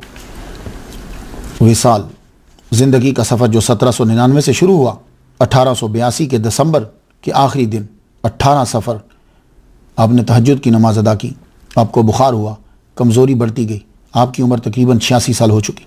21 सफ़र को आपके साहबजादा तौसा शरीफ से वापस आए तो मुजद्दिद तरीक़त ने पीर खाना का पूछा और साहबजादों का हाल दरियाफ़्त किया, फिर कुरान पढ़वाया। 22 सफ़र को 1 लाख मरतबा दुरूद शरीफ पढ़वाया। इर्द गिर्द की फ़ज़ा बाबरकत और बाबरकत, एक बरकत का समा। 24 सफ़र को पूछा क्या दिन है, अर्ज़ की जुमा है। हाथ में तस्बीह पकड़ी, चंद कलिमात पढ़े, दुरूद शरीफ पढ़ा, लोगों से कहा बाहर चले जाओ। किबला की तरफ मुँह किया, एक हल्की सी जुम्बश हुई और रूह कफ से अनसरी से परवाज़ कर गई। गुस्ल और तकफीन का काम ज़ोहर तक हो गया। आपके खलीफा मौलाना मुअज़्ज़मुद्दीन ऑफ मुअज़्ज़माबाद ने नमाज जनाजा पढ़ाई। ज़ोहर से असर तक जस्द अनवर लोगों के दीदार के लिए रखा गया। वज़ाइफ पढ़ते रहे, कुरान पढ़ते रहे, दीदार करते रहे। असर के बाद फ़ौरन दफना दिया। मैं तो उनके लिए 1 हफ़्ते से फातिहा पढ़ रहा हूँ, आप भी फातिहा पढ़ दीजिए। आज मेरी ज़िंदगी का बहुत बड़ा दिन है, ऐ अल्लाह तेरा शुक्र। आज मैंने 96 औलिया का तज़किरा कर दिया। इनके मातहत तो मैं सैकड़ों का कर चुका हूँ, 96 से कही, लेकिन सरनामा कलाम बनाकर 96 किए हैं मैंने। ये ख्वाजा फरीदुद्दीन अत्तार रहमतुल्लाह की किताब पढ़ने के बाद शौक़ पैदा हुआ कि मैं भी कम अज़ कम 96 लिखूँ। क्यों? इसलिए कि जब वो मरे थे उनकी कब्र पर फरिश्तों का नज़ूल हुआ था। मुझे उम्मीद है कि मैं भी मरूंगा तो मेरी कब्र पर फरिश्तों का नज़ूल होगा, क्योंकि इतने औलिया को बयान कर देना ये अब्दुल कादिर गिलानी गौस पाक की नज़र के सिवा नहीं हो सकता। अब आप लोग दुआ करें कि अल्लाह ताला 365 जो है वो मुकम्मल कर दे, ताकि हर आदमी को रोज़ का एक वली कामिल सुनने में मिल जाए और उस वाक़